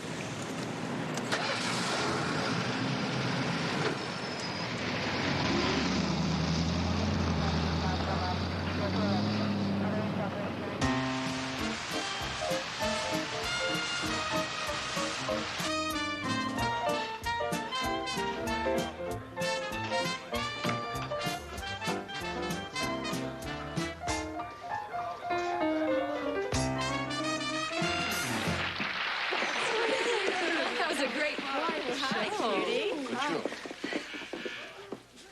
Houston! You finally made it. No, correction. You finally made it. I tell you, you were awfully good out there. Well, thanks to a tall, handsome dude that lifted me out of the gutter. Convinced me I could be somebody. I'm still gonna pay you back. How about right now? I need a favor. Name it. St. Nick? What about the creep? He's got something I want, Margot. A 14-year-old girl named Butterfly. It'll take a lot of calls to a lot of bad memories. She had a sister named Marcia. Worked for St. Nick. Tried to get her out. She wound up very, very dead. I hear you, Houston. I'll be in touch, one way or the other. Thank you. You be careful.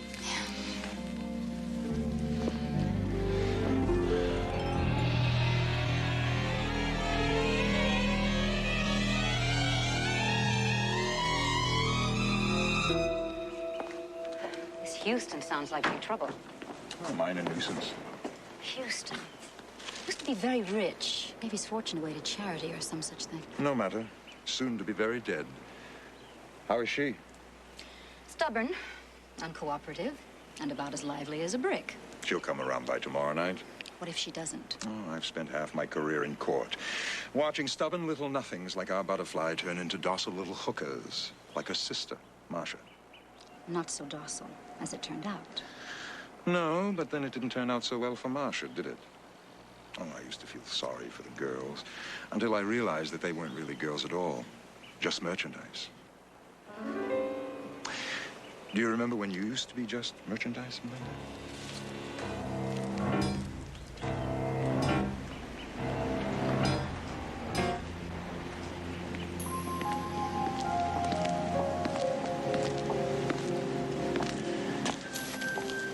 Hello, Butterfly. How are we today? Melinda says we're being petulant. We are being petulant. But no matter. By tomorrow night, you are going to be a bright-eyed picture of sweet innocence, aren't you? We're going to be the very best birthday present the state senator has ever had. Aren't we, Butterfly? Maybe she needs some discipline. No, not yet. She'll cooperate. That's because I can give her things she never knew she could have. I can make you beautiful, and popular, and desirable. I can even make you significant. Or I can kill you, just as I killed your sister.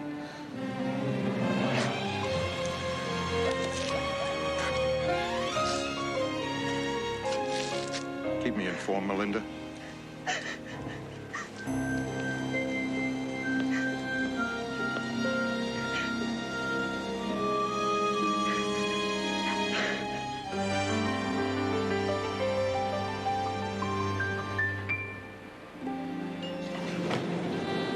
Good morning, Houston.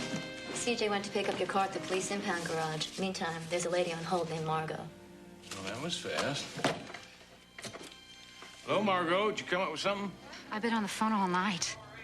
Well, go. A boy prostitute, name of Scotty. He was tight with that girl, Marcia. Might be able to point you in the direction of St. Nick. Well, tell me something. Where do I find this Scotty?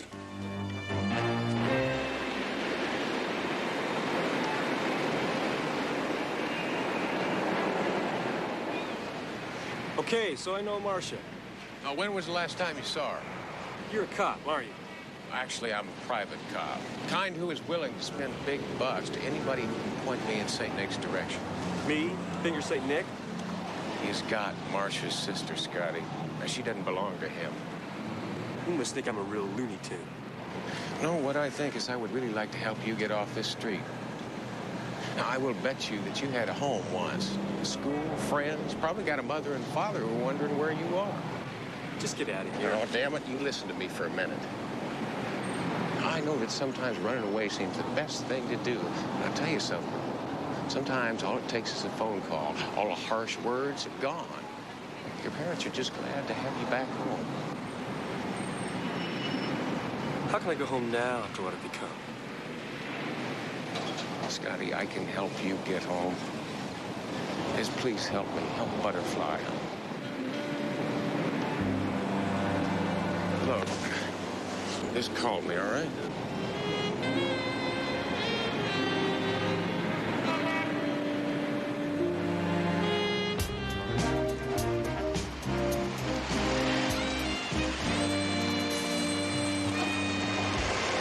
Nice timing. Good directions. Marcia's personal effects. Yeah, I also managed to get an okay for you to give Marcia a regular funeral. Thank you, CJ.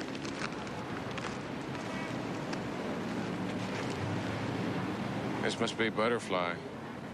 Houston, when you do find Butterfly, what are you going to do with her? You can't send her back to that stepfather. First, we have to find her, CJ.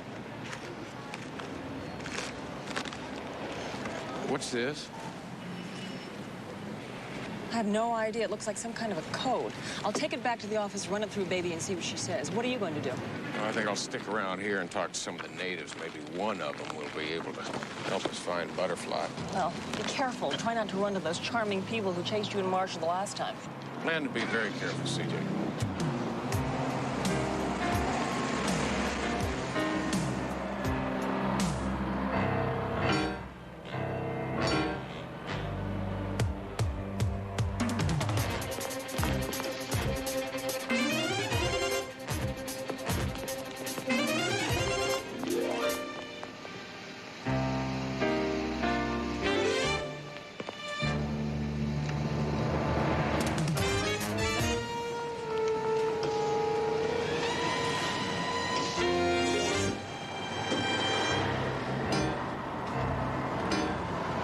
Shoot me in front of all these witnesses?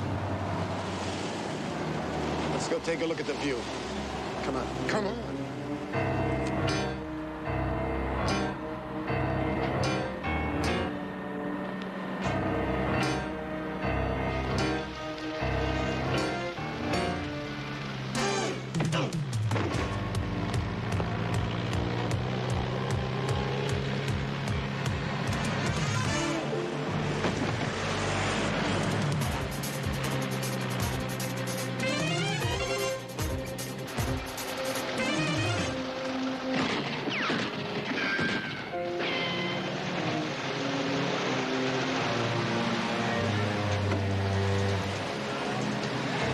Judge now. We don't tell him anything. As far as I'm concerned, Houston just bought himself a temporary state of execution, a very temporary one.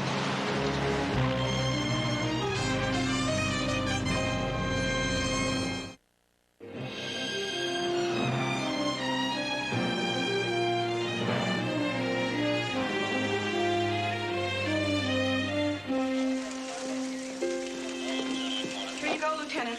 Thought this Marcia Hall murder was another file and forget case. No, what gave you that idea? Watch Commander told me to bury all throwaway cases to make room for more important ones. Terrific. Thanks, Swifty. All right. All right. Let's see what we got on those two bus riders you picked out of the mug book. Janos Dimitri R. 5 years hard time for armed robbery and attempted murder.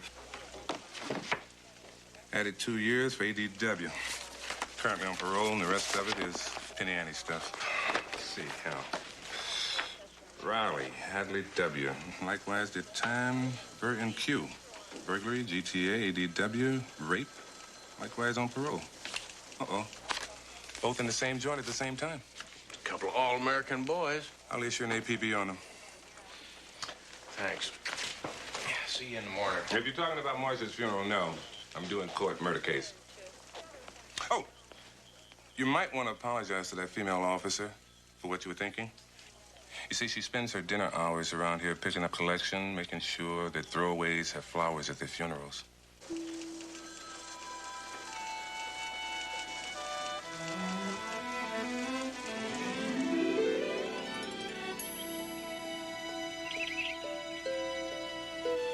Let death come when it will. It can do no person harm, for it will be but a passage out of a prison into a palace. And it is with these pleasant thoughts that we now say our temporary goodbyes to Marcia May Hall. The Lord is my shepherd. I shall not want. He makes me lie down in green pastures. He restores my soul. He leads me in the paths of righteousness for his name's sake. I didn't really expect to see you here. You didn't tell me Marcia was dead. You didn't seem like you cared. A lot of us cared.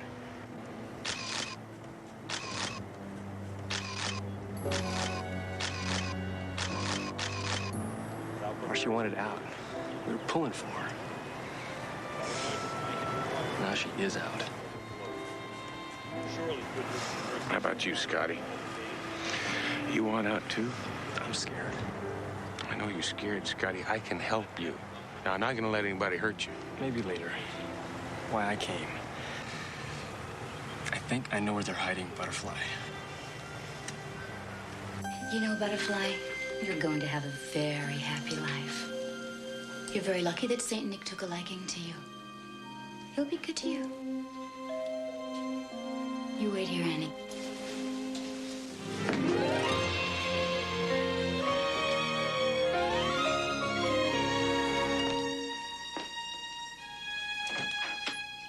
Yes, what is it? Hi there. I talked to a lady in the supermarket who said you are a fabulous acting and dancing coach. I don't teach in my I home. have a darling little 4-year-old daughter. We call her Bunny. She's got big green eyes and red hair and freckles. And everywhere I go, people say to me, Bunny ought to be in movies or TV or commercials or something. So I thought that I should talk to a professional person and get a professional point of view. Did you get my tip? Now, personally, I'm not for that sort of thing. But who am I to deny instruction to child training coach? Now, I would have brought Bunny with me, but she has mumps. You know how that is. I know. Butterfly. Marcia sent me. Come on. All right, Hoyt, I've got her. Let's move out.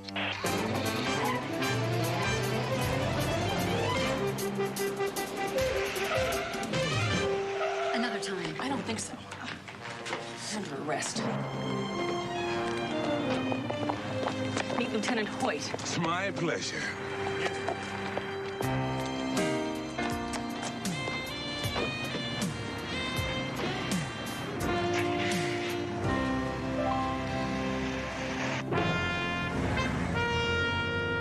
You're certain that he was talking with Houston? Positive.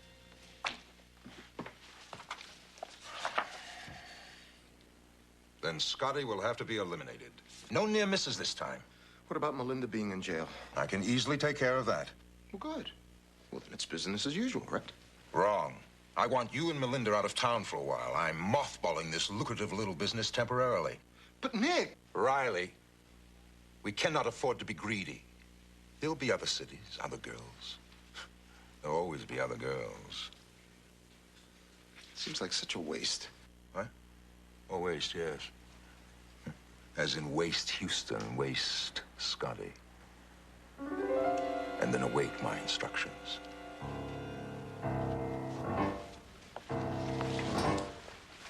Riley, use the side door.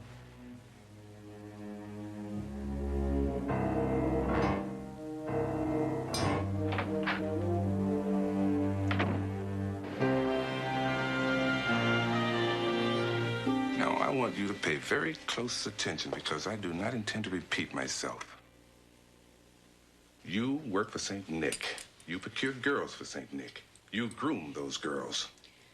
I don't groom anyone. Oh, of course not. No, you just give them a little image, right? I mean, you teach them the so-called tricks of the trade, like how to cheat their johns out of an extra couple of bucks. We know this, and we can prove it. Look, the only Saint Nick I know is the one who fills my stocking with goodies every Christmas. Take this lady back to her cell.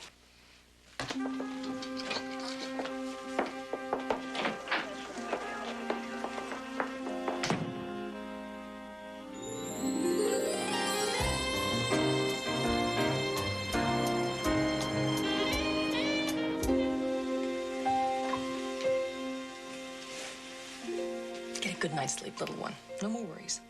CJ, it's my fault Marcia got killed, isn't it? No, Butterfly, it's not your fault. And you can't take the blame for what St. Nick did. But he did it because Master tried to stop him from turning me into a hooker, like he did her. Sweetheart, listen to me for a moment. What Marcia did, she did out of love for you. And that's the best kind of love. It's unselfish love. I loved her too. CJ, can hookers go to heaven?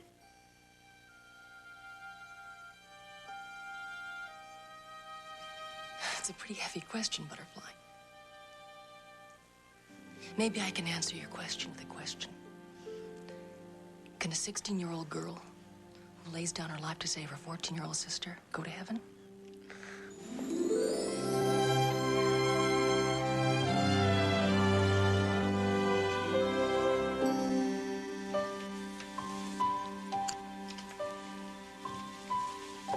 She finally fell asleep. Poor little girl. Her only crime in life was not being able to pick her own parents. I want St. Nick's, CJ. So do I. Listen, how are we doing on that list of scrambled names and numbers that we found in Marcia's purse? Baby is suffering from terminal condenser trying to break that code. Houston. This is Scotty. Yeah, Scotty. You gotta help me, man. I'm scared. Well, scared of what? Someone's following me. I don't know who. So where are you? Same corner. You stay put. I'm on my way.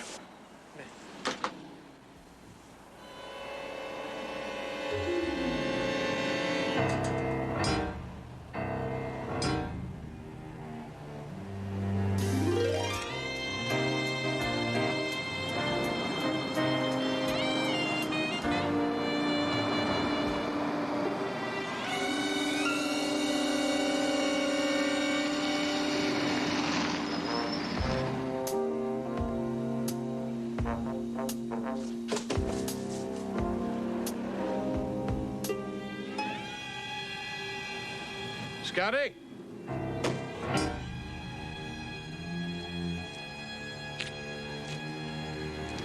Scotty!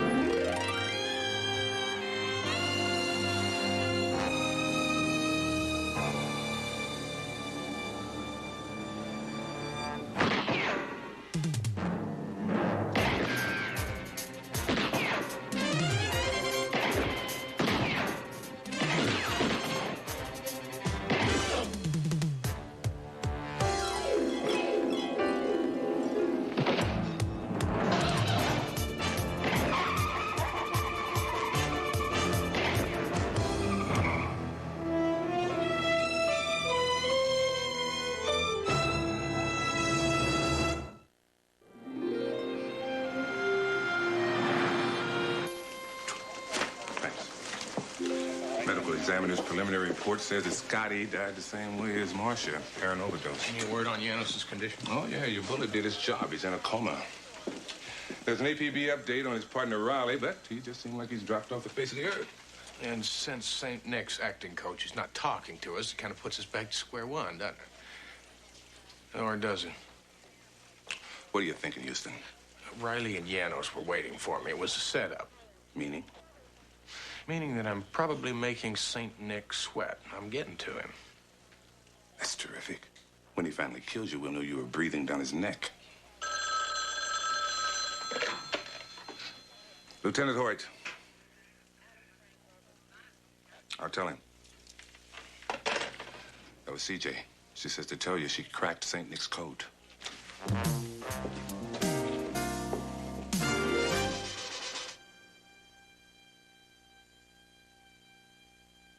Credit cards? I don't get it. Credit card numbers, to be precise. St. Nick's hookers have been accepting credit card numbers in lieu of cash. See, I found a piece of paper in Marcia's wallet. It had a list of Oliver John's names, their credit card numbers, and their fee. Computerized sex?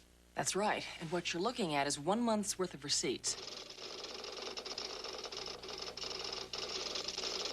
I don't suppose you were sneaky enough to get the billing company's name. Well, as a matter of fact, Houston, I did tap into some computers that are owned by credit card companies, and... Hold it! That's illegal. Yes, but it works very well, Hoyt. Go on, CJ. And the name I came up with is Vesuvius Industries. Meaning that all we have to do is find out who owns Vesuvius, and then we'll know who St. Nick is. Well, I also tapped into some computers in Sacramento. I am not here. I am not hearing one word of this.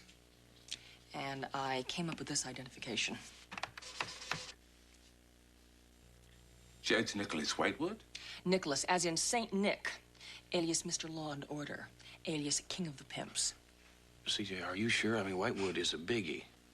Oh, he's something else. Listen to this. Judge Nicholas Whitewood is the judge that our acting coach, Melinda Thatcher, is to be arraigned in front of tomorrow. And I'll just bet you that Judge Nicholas Whitewood is going to get his acting coach off on some kind of a technicality. Unless you can arrange a warrant for his arrest, Hoyt.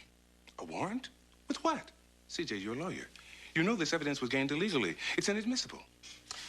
Inadmissible in court. But we might be able to find some place we can use it where it will carry a little more weight. I don't know what you're thinking, but I do know I don't like it. Yeah, I know.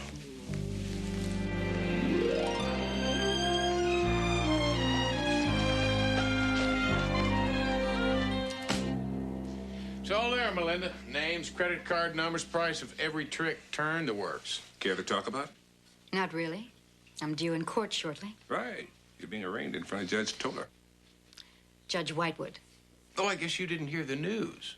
Oh, Judge Whitewood's going to be in court, all right. He's just going to be sitting on the wrong side of the bench. It all has to do with Vesuvius Industries, a guy named St. Nick. Ring a bell?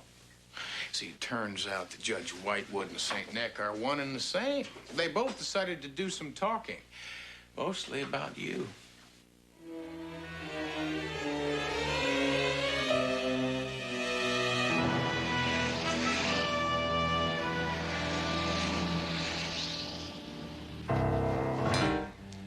Melinda and I are booked on a plane in 2 hours. Good. I'll call Melinda's case first, dismiss the charges, and you two can head for the airport.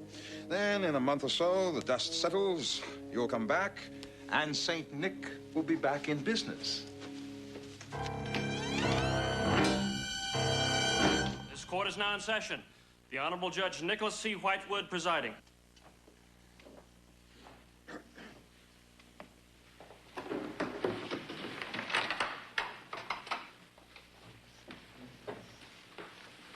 With the court's permission, we'd like to approach the bench. Denied. Bailiff, clear this court.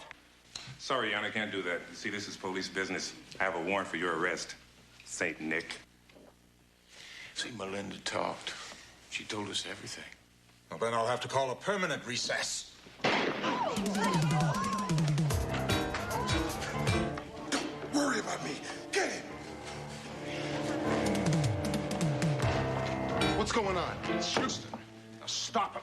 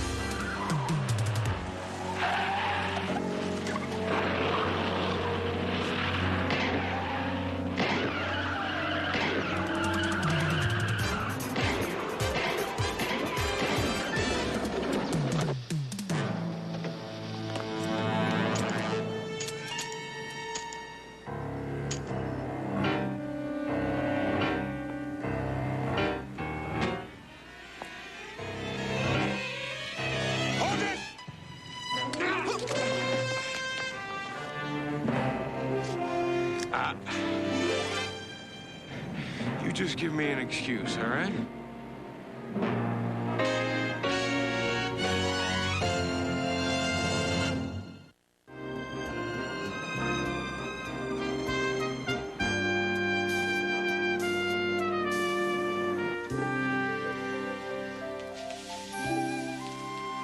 We're gonna miss you a lot. I'm gonna miss you too. But whenever you get the urge, you pick up the phone and you call. Collect. Thanks.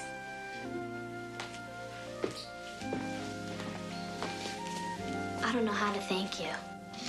I'll tell you what, You can thank me by growing up strong and happy, okay? Okay.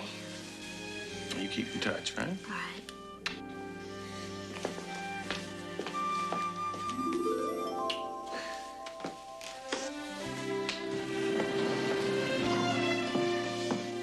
You know, I met her new foster parents. They seem like real nice folks. The absolute best.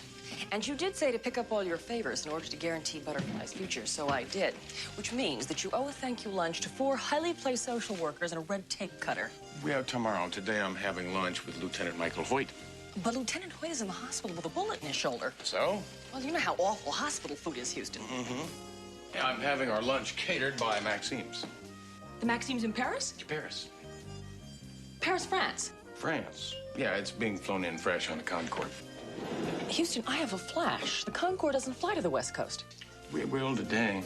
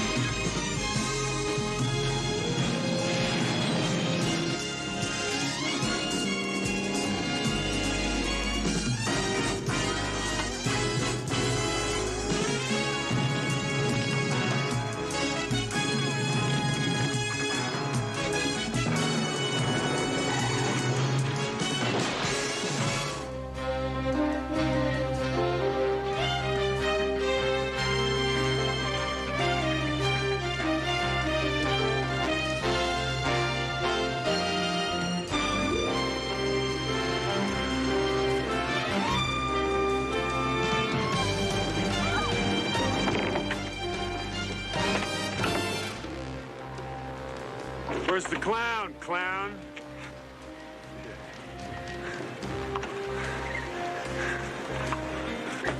Hey, look now. Look, your boss knows how it's supposed to come down. He'll get the painting tomorrow when you guys bring the money, like we agreed. How attached are you to your face? Huh?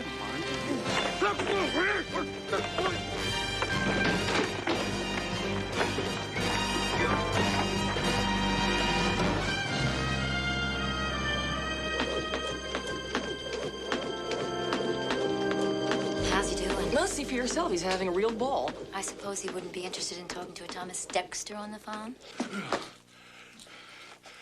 be interested in talking to Lieutenant Hoyt right now. Yeah, Dexter. I'm sorry to bother you, Houston, but it seems I've painted myself into a corner, and I need your help. So you're not still betting the ponies, are you? I don't have time to talk to you about it right now. I'm kind of desperate. Well, look, you still got the art display on the water near my beach house? You gotta come right now, Houston. Please. Tom, what's going on out there?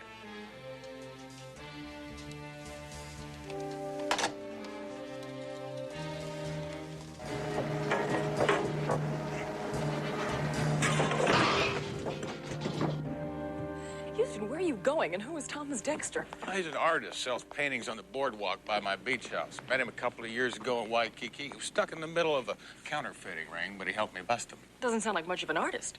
Good artist, CJ. He's just a better forger. That still doesn't tell me where you're going. I'm going to talk to the man, CJ. Why don't you finish my workout for me?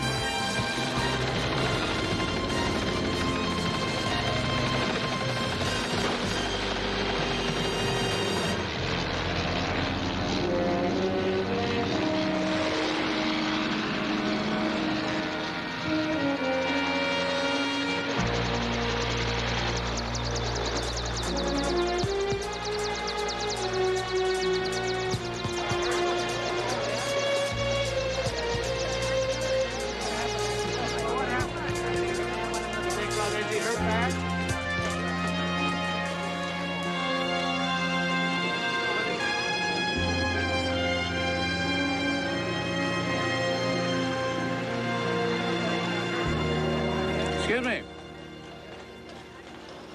Oh, you're not, Tom Dexter?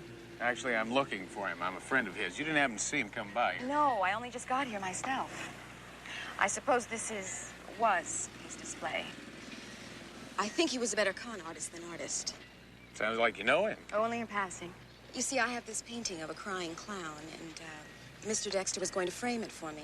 I was supposed to pick it up today, but, well, I think his running away speaks for itself. Well, I wouldn't jump to conclusions so quick, Miss, Oh, Daphne DeLauder. Houston, Matt Houston. Yeah, Tom gave me a call, sounded upset, came down here, there was another man chasing him. Well, tell me, why would Dexter call you? Besides being a friend, I'm a private investigator. Oh, how convenient. It looks like I'll be needing one. Must be a very valuable painting. No, not really. Except, of course, to me. Mr. Houston, it really is very important that I get it back as soon as I can. See, I'll tell you what, now, I have to get out of these clothes. Why don't we talk about it? Now, my beach house is not very far from here. I suppose you have etchings there. Hmm? No, I have coffee there. Maybe we could talk this out over a cup, huh?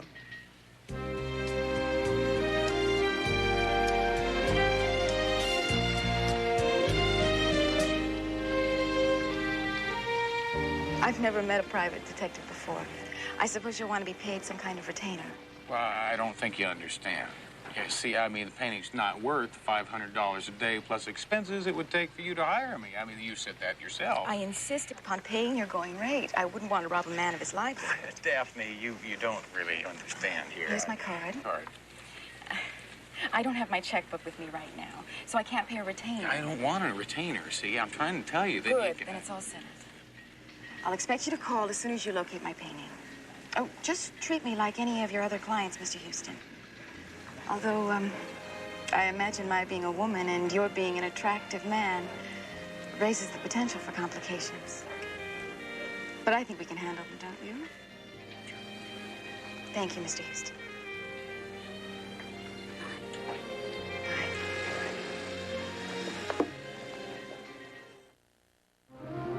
Houston, there is nothing on Tom's Dexter, not even a social security number. Now, Dexter's got more names than a phone book. I'm confused, Houston. Is he a terrific guy or is he a hustler? A little both, CJ. He's like anybody with a lot of talent, but I don't understand why he would swindle a pretty girl out of her keepsakes. I don't understand why he would try and run away from me. Well, I don't think you're going to get the chance to find out. We have definitely come to a dead end, and we do have other cases. Yeah, well, Daphne did hire me to find her painting. Mm-hmm. Why do I get the feeling there's a lot more of Daphne in this than business? Well, it's because you have a very active imagination, CJ. I'm going to burn up a little shoe leather and see if I can find Dexter. I'm going to start with some art galleries. Well, I mean, a little culture never hurt anybody, huh?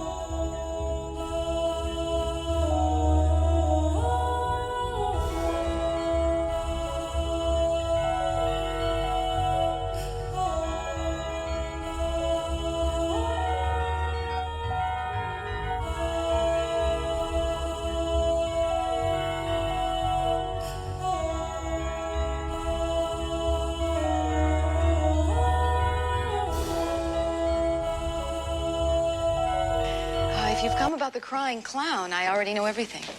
You do? Mm-hmm. You're here to say I told you so. Because when I got home today, I found Thomas Dexter waiting for me, and just like you said, he returned my painting. You talked to Thomas Dexter this afternoon. Not more than an hour ago. Matt, look, I really do appreciate all the trouble you've gone to on my behalf in looking for my painting, and, well, I hope that this doesn't mean I won't be seeing you again. Mr. Lutter, sorry to keep you waiting. I trust that this is the amount we agreed upon. Yes, thank you. Mr. Van Poolen, I'd like you to meet my Matt friend. Houston. Yeah, I've read quite a bit about you, sir. I mean, cold, steel, big game safaris. It's a pleasure to make your acquaintance. If you'll both excuse me for just a moment, please.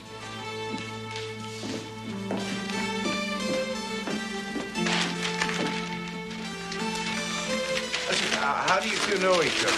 Don't. Actually, I'm here on business.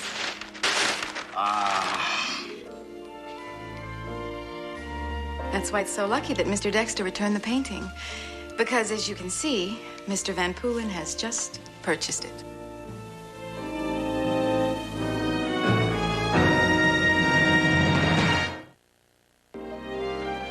CJ, this is the clown that Dexter hid at the bus station. Van Poolen bought a copy. I don't pretend to know about art, but I have a 12-year-old nephew who could do this stuff. That's the point, CJ. Why would Tom Dexter want to hide it? Hey, why would somebody want it bad enough to kill for it? Maybe it's someone with good taste. And why would Daphne tell me that it was a sentimental keepsake and then turn around and sell it to Arthur Van Poolen? Houston, this is getting very confusing. Yes, it is, CJ. Maybe there's something underneath the painting. Just send it over to the police radiology lab, have them x-ray it, tell them to get back to us as soon as they can when they find something. Houston, if we take this down to the police lab, we will really have Hoyt breathing down our necks. He's still annoyed with you for doing your vanishing act at the beach house. Yeah, well, you've got to stall him as long as you can. I need some answers before we get back to our favorite lieutenant. Why don't we try some of Dexter's aliases? I found these phony business cards in his wallet. It's worth a shot.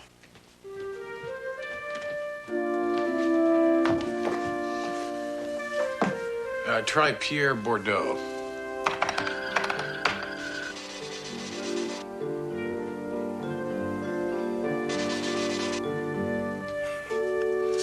Arturo Bandini.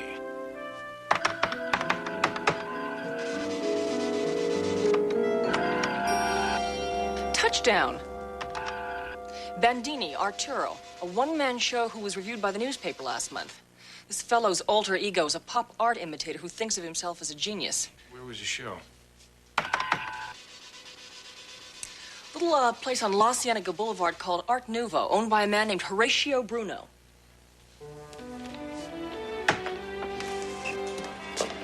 Bandini. Arturo Bandini, the noted conceptual fraudist. I'm familiar with his work, yes. He was a fifth-rate painter of third-rate paintings. Was? Dead. Bandini? Dexter.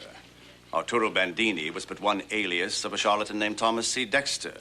Minor talent with a major ego. He died last night under apparent unfortunate circumstances, if we can believe the news reports. And truthfully, nobody in the art world is going to miss either of them. I happen to have one of T.C. Dexter's paintings. Clown? Well, yeah, a crying clown. Now, how'd you know that? Self-portraits were Dexter's specialty. No doubt you're wondering if, in light of Thomas Dexter's death, this trivial work you possess might perhaps have gained sudden value. Well, actually, I was... No, it's probably not even worth what it cost to frame it. Still, if you'd care to bring it by, I would be happy to take a closer look at it. Well, I wouldn't want to waste your time. Oh, no, it's no trouble at all. Perhaps this afternoon. I'll give it some thought. Thank you.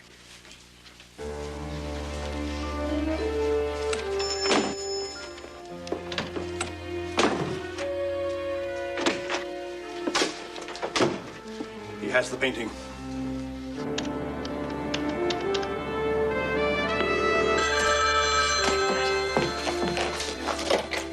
Matt Houston. Yeah, just checking in. CJ, listen, did you take the crying clown down to the police lab? I sent it this morning, Houston. They said it's going to take a while. Yeah. Well, I guess in the meantime, I should try and track down Mr. Lauder. Houston, I have a bad feeling about this painting. Have you spoken to the art dealer yet? Yeah, Horatio Bruno himself. Listen, have baby start working on him. Also, keep digging on Dexter's alias, Arturo Bandini. Okay, but be careful. Listen, CJ. Houston? Hello? Something wrong? No, we just got cut off. I'll make you a deal. I'm gonna give you a little fresh air to breathe, and you're gonna tell me where you got the painting, okay?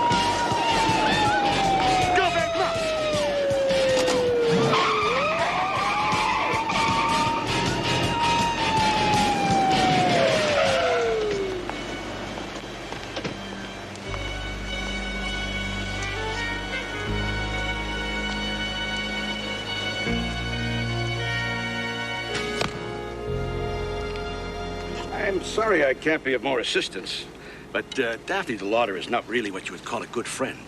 She's just someone with whom I've done a bit of business. Art business? Well, I dabble in collecting. I like to hunt things down, so to speak, for the sport.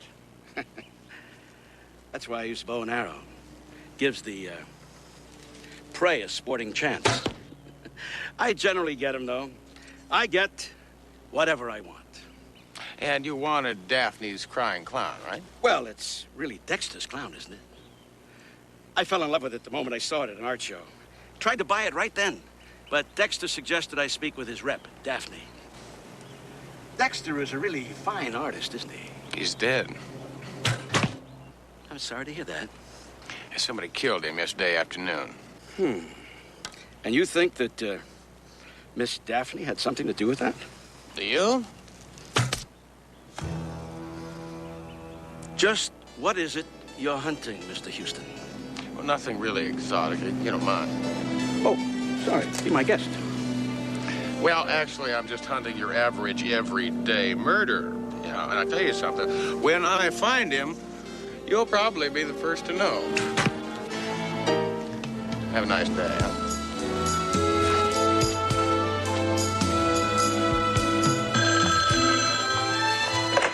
Matt Houston.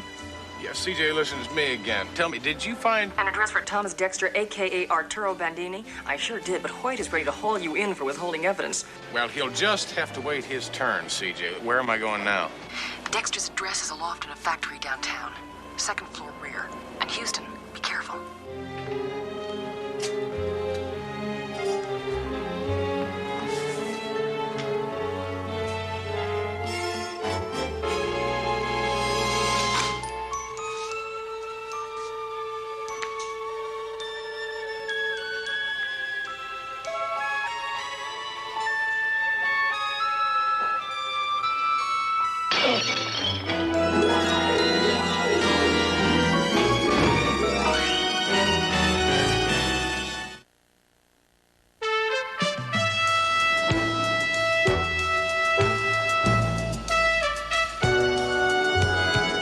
Houston?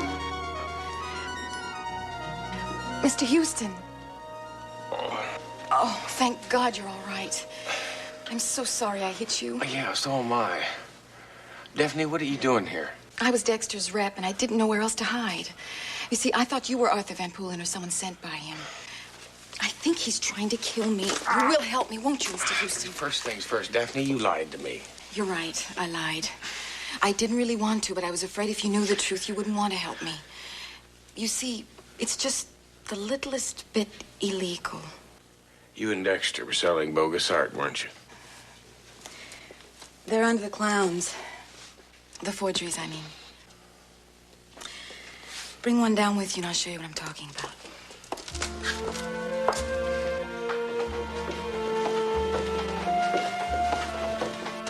It's really very simple.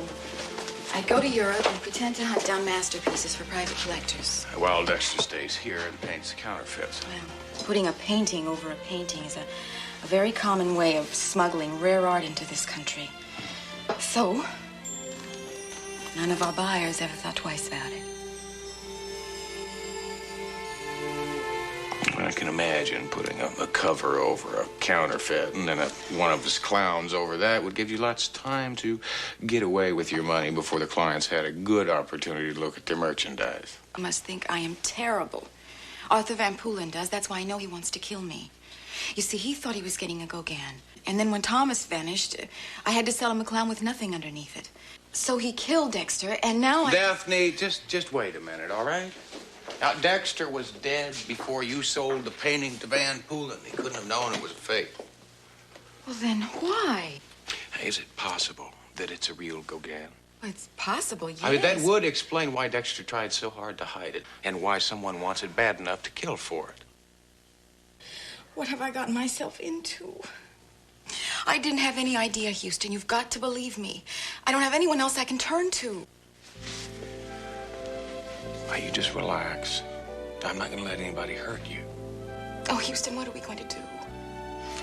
Well, first I'm going to get you out of here someplace where I can keep an eye on you. You don't have to do this, you know. Well, you're my client, remember? Oh.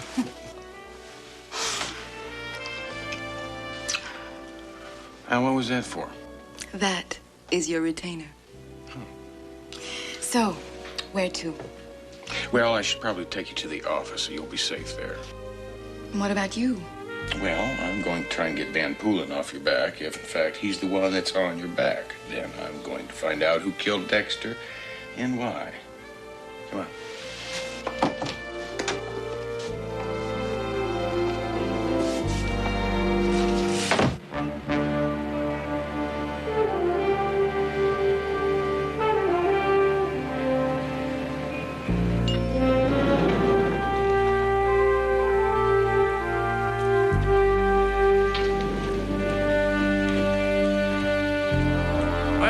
Now I know who's doing all my interior decorating. And I must say, I don't care much for the style. Imagine my surprise to find your office in such disarray. Where's Chris? I believe there was a prank call concerning you. Something about a hospital and an accident. Daphne Delata, this is Horatio Bruno. How do you do, Mr. Bruno? I'm here to see the Dexter clown. You have it? I thought you told me it was worthless. I said I suspected as much. However, if I could see it. Well, obviously it's not here, but that's kind of dumb. You know that, Then don't where you? is it? Mr. Houston, I'm prepared to buy the Dexter clown, if you do indeed have it in your possession. Would $50,000 seem fair? $100,000? That's an awful lot of money to pay for a third-rate painting by a fifth-rate painter, isn't it? I find that the memory of Dexter lingers, and I would like to have one of his paintings for posterity. Surely you understand. No, I don't understand, Bruno. You see, I don't like people coming into my house and trashing it out, trashing out my office. I don't like finding my friends dead in my living room. In other words, the painting's not for sale. I'm very sorry to hear that, because now I'm forced to take your painting in exchange for your lives. Kenneth?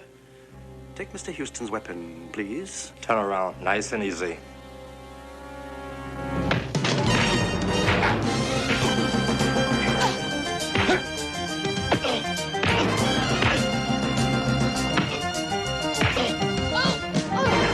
Let's try that again, Mr. Houston.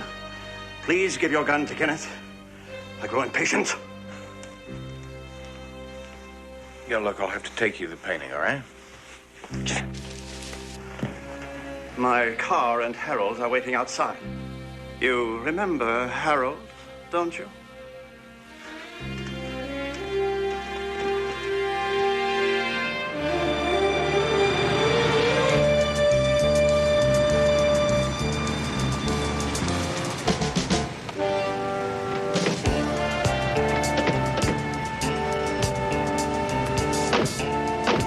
Go put some ice on your head and meet us back here in a couple of hours, all right? Yes, sir.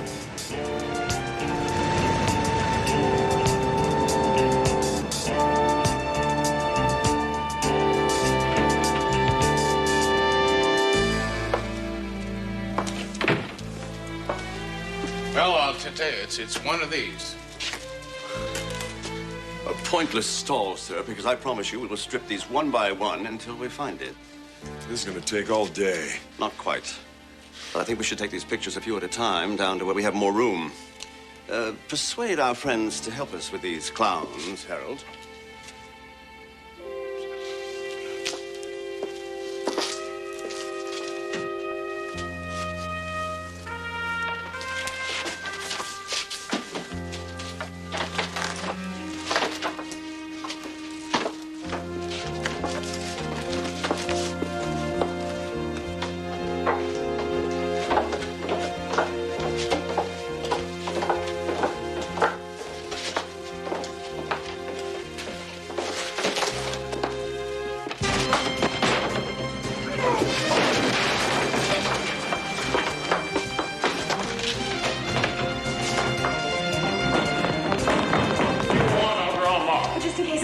Where did you hide the... Go on, I'll meet you back at the office.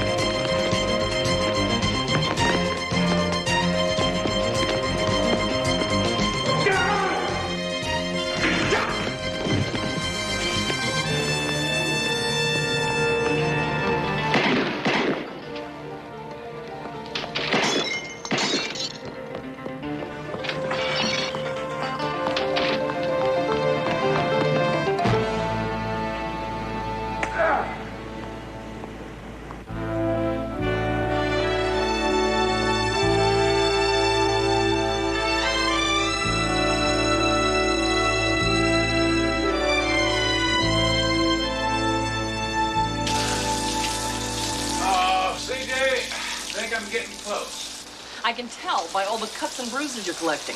Houston, why don't we just strip the painting ourselves and see what all the fuss is about? It's not time yet. See, first we have to use the painting for bait, set a trap. Need some help? I'd kind of like you to stay here, see if Daphne Delutter calls. Where are you going to be? I'm going hunting. I'll start with the king of the jungle.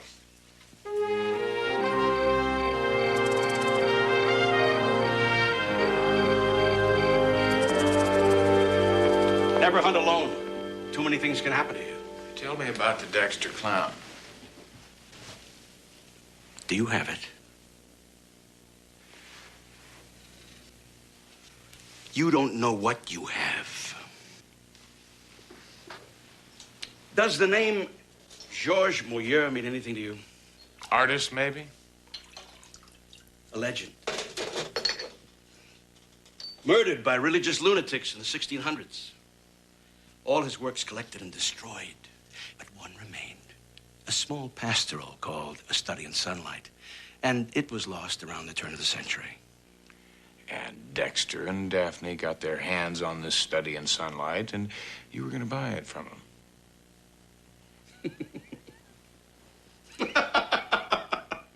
Oh, you're quick. I like that. But it was always Dexter, never Daphne, so far as I know. You see, Dexter found the painting. He called me. I agreed to buy it, and he said that he would, get it into the country.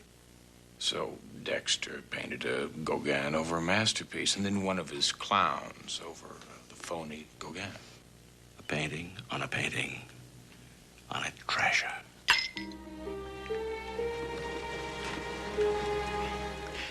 If I told you the painting was worth $1 million, would you think I was crazy? 10 million? 20 million? You get me that Dexter clown, and I'll give you $500,000. You just told me it was worth 10 times that. You killed Dexter, didn't you? The painting killed Dexter. You think about it. Get me the Dexter clown, and the money is yours. We'll keep in touch.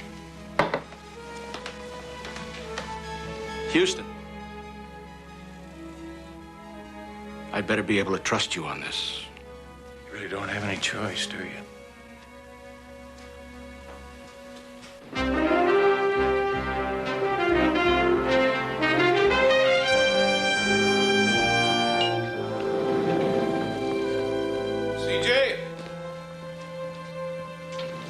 Houston.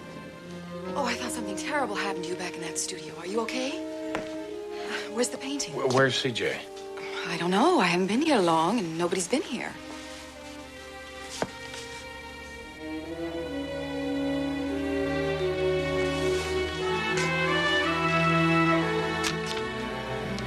In exchange for the Dexter clown, I offer you the life of Miss Parsons. H. Bruno.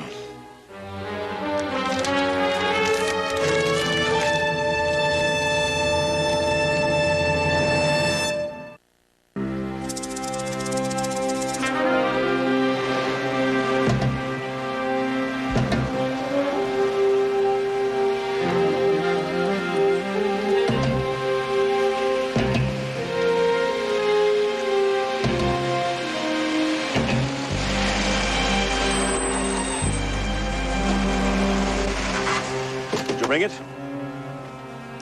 Where is she? In the car. Quite well. Now then, where's the Dexter clown? I don't have it. Wait just 1 minute. Do you place so little value on the life of your assistant, Harold? Now, hold on, fellas. Just slow down. I don't trust you or your assistant. I had Daphne go pick up the painting where I left it for safekeeping. She should be here any minute.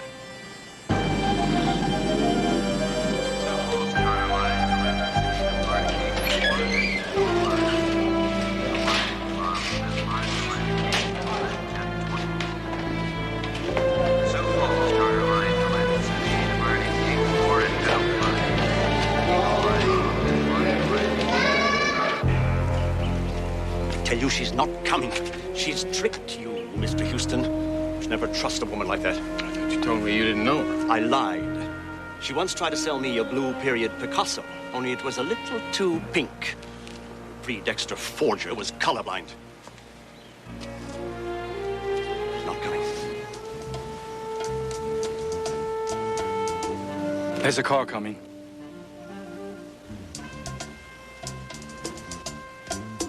There she is now.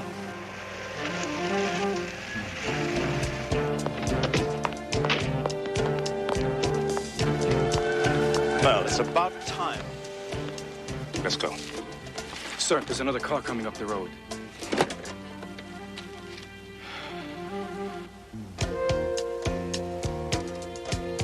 Let's go. What about CJ? Patience, Mr. Houston. You waited this long. What's a few minutes more? Oh, please wait! I thought I told you to keep your distance. Oh, wait, I just want to be in on the kill. Yes. Yes, this must be it.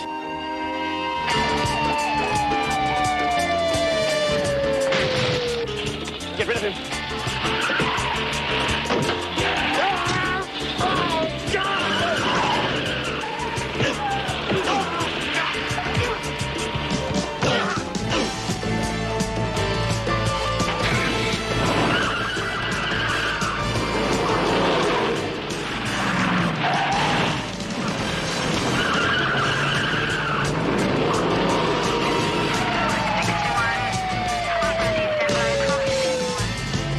What are you doing?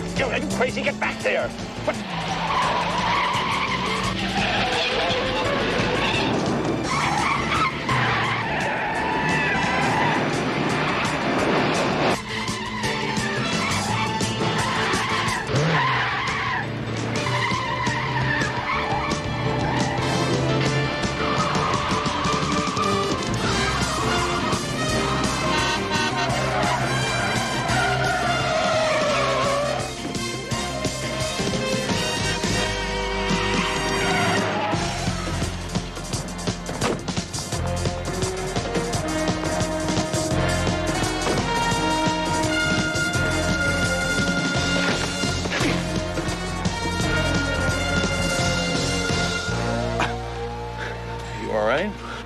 little shaken up.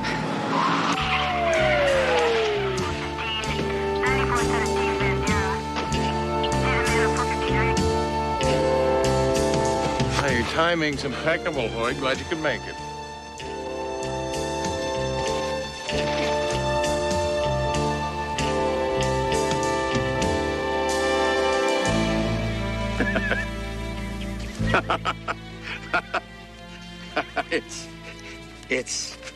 Yes.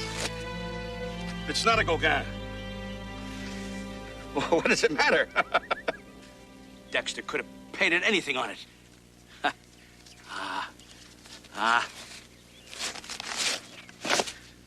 No!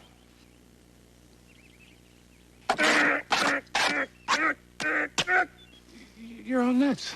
Come on. Dexter lied. He never had it. He never had it. It's still out there.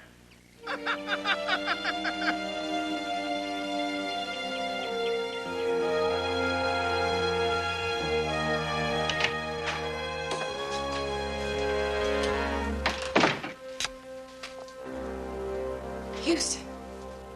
You know, that was a real nice switch you pulled out there today. You know, Van Poolen still believes that the mole you're studying sunlight somewhere in Europe. Oh, he told you that story. It's fiction. There's no such thing as a mole studying sunlight. I made up the story for that greedy Van Poolen. Daphne, I had that painting x-rayed. You want to know what I found? I can't imagine. That's why I knew that you would come back here tonight. What do you mean? Well, I mean, you knew I had the masterpiece. So, you came here. And then you hid it. And you brought a phony out to Bruno and me. You don't really think Yeah, that... I know it for a fact, Daphne. See, I had Hoyt's men follow you all the way from the bus station back here. You know when Dexter called me? That was you he was afraid of, wasn't it? All right, Dexter was scared. He wanted to just give the Moliere to a museum after we found it. Can you imagine? And with Van Poolen ready to pay full price, I knew he was going to do something terribly stupid. So you killed him. It could be our secret.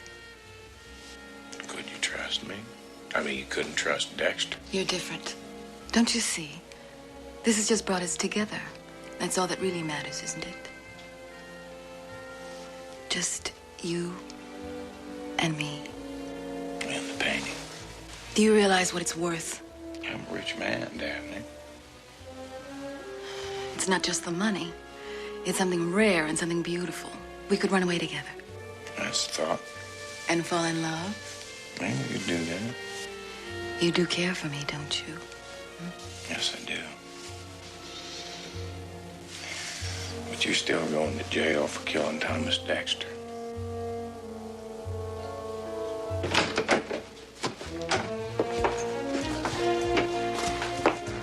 My time is getting better, huh? Yes, it is. Yes, it is.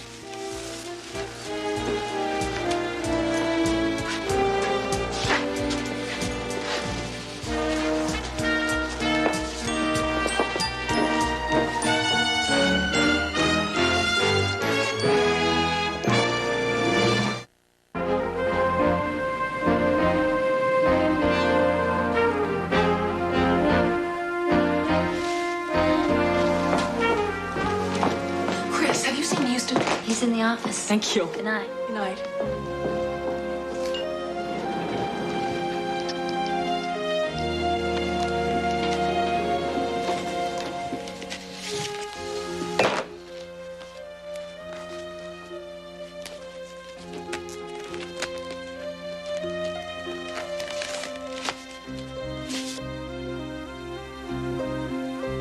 There's your Gauguin.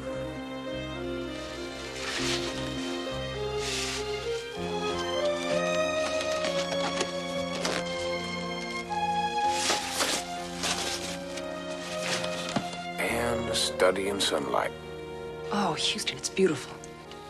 Yes, it is, CJ. But is it worth killing for?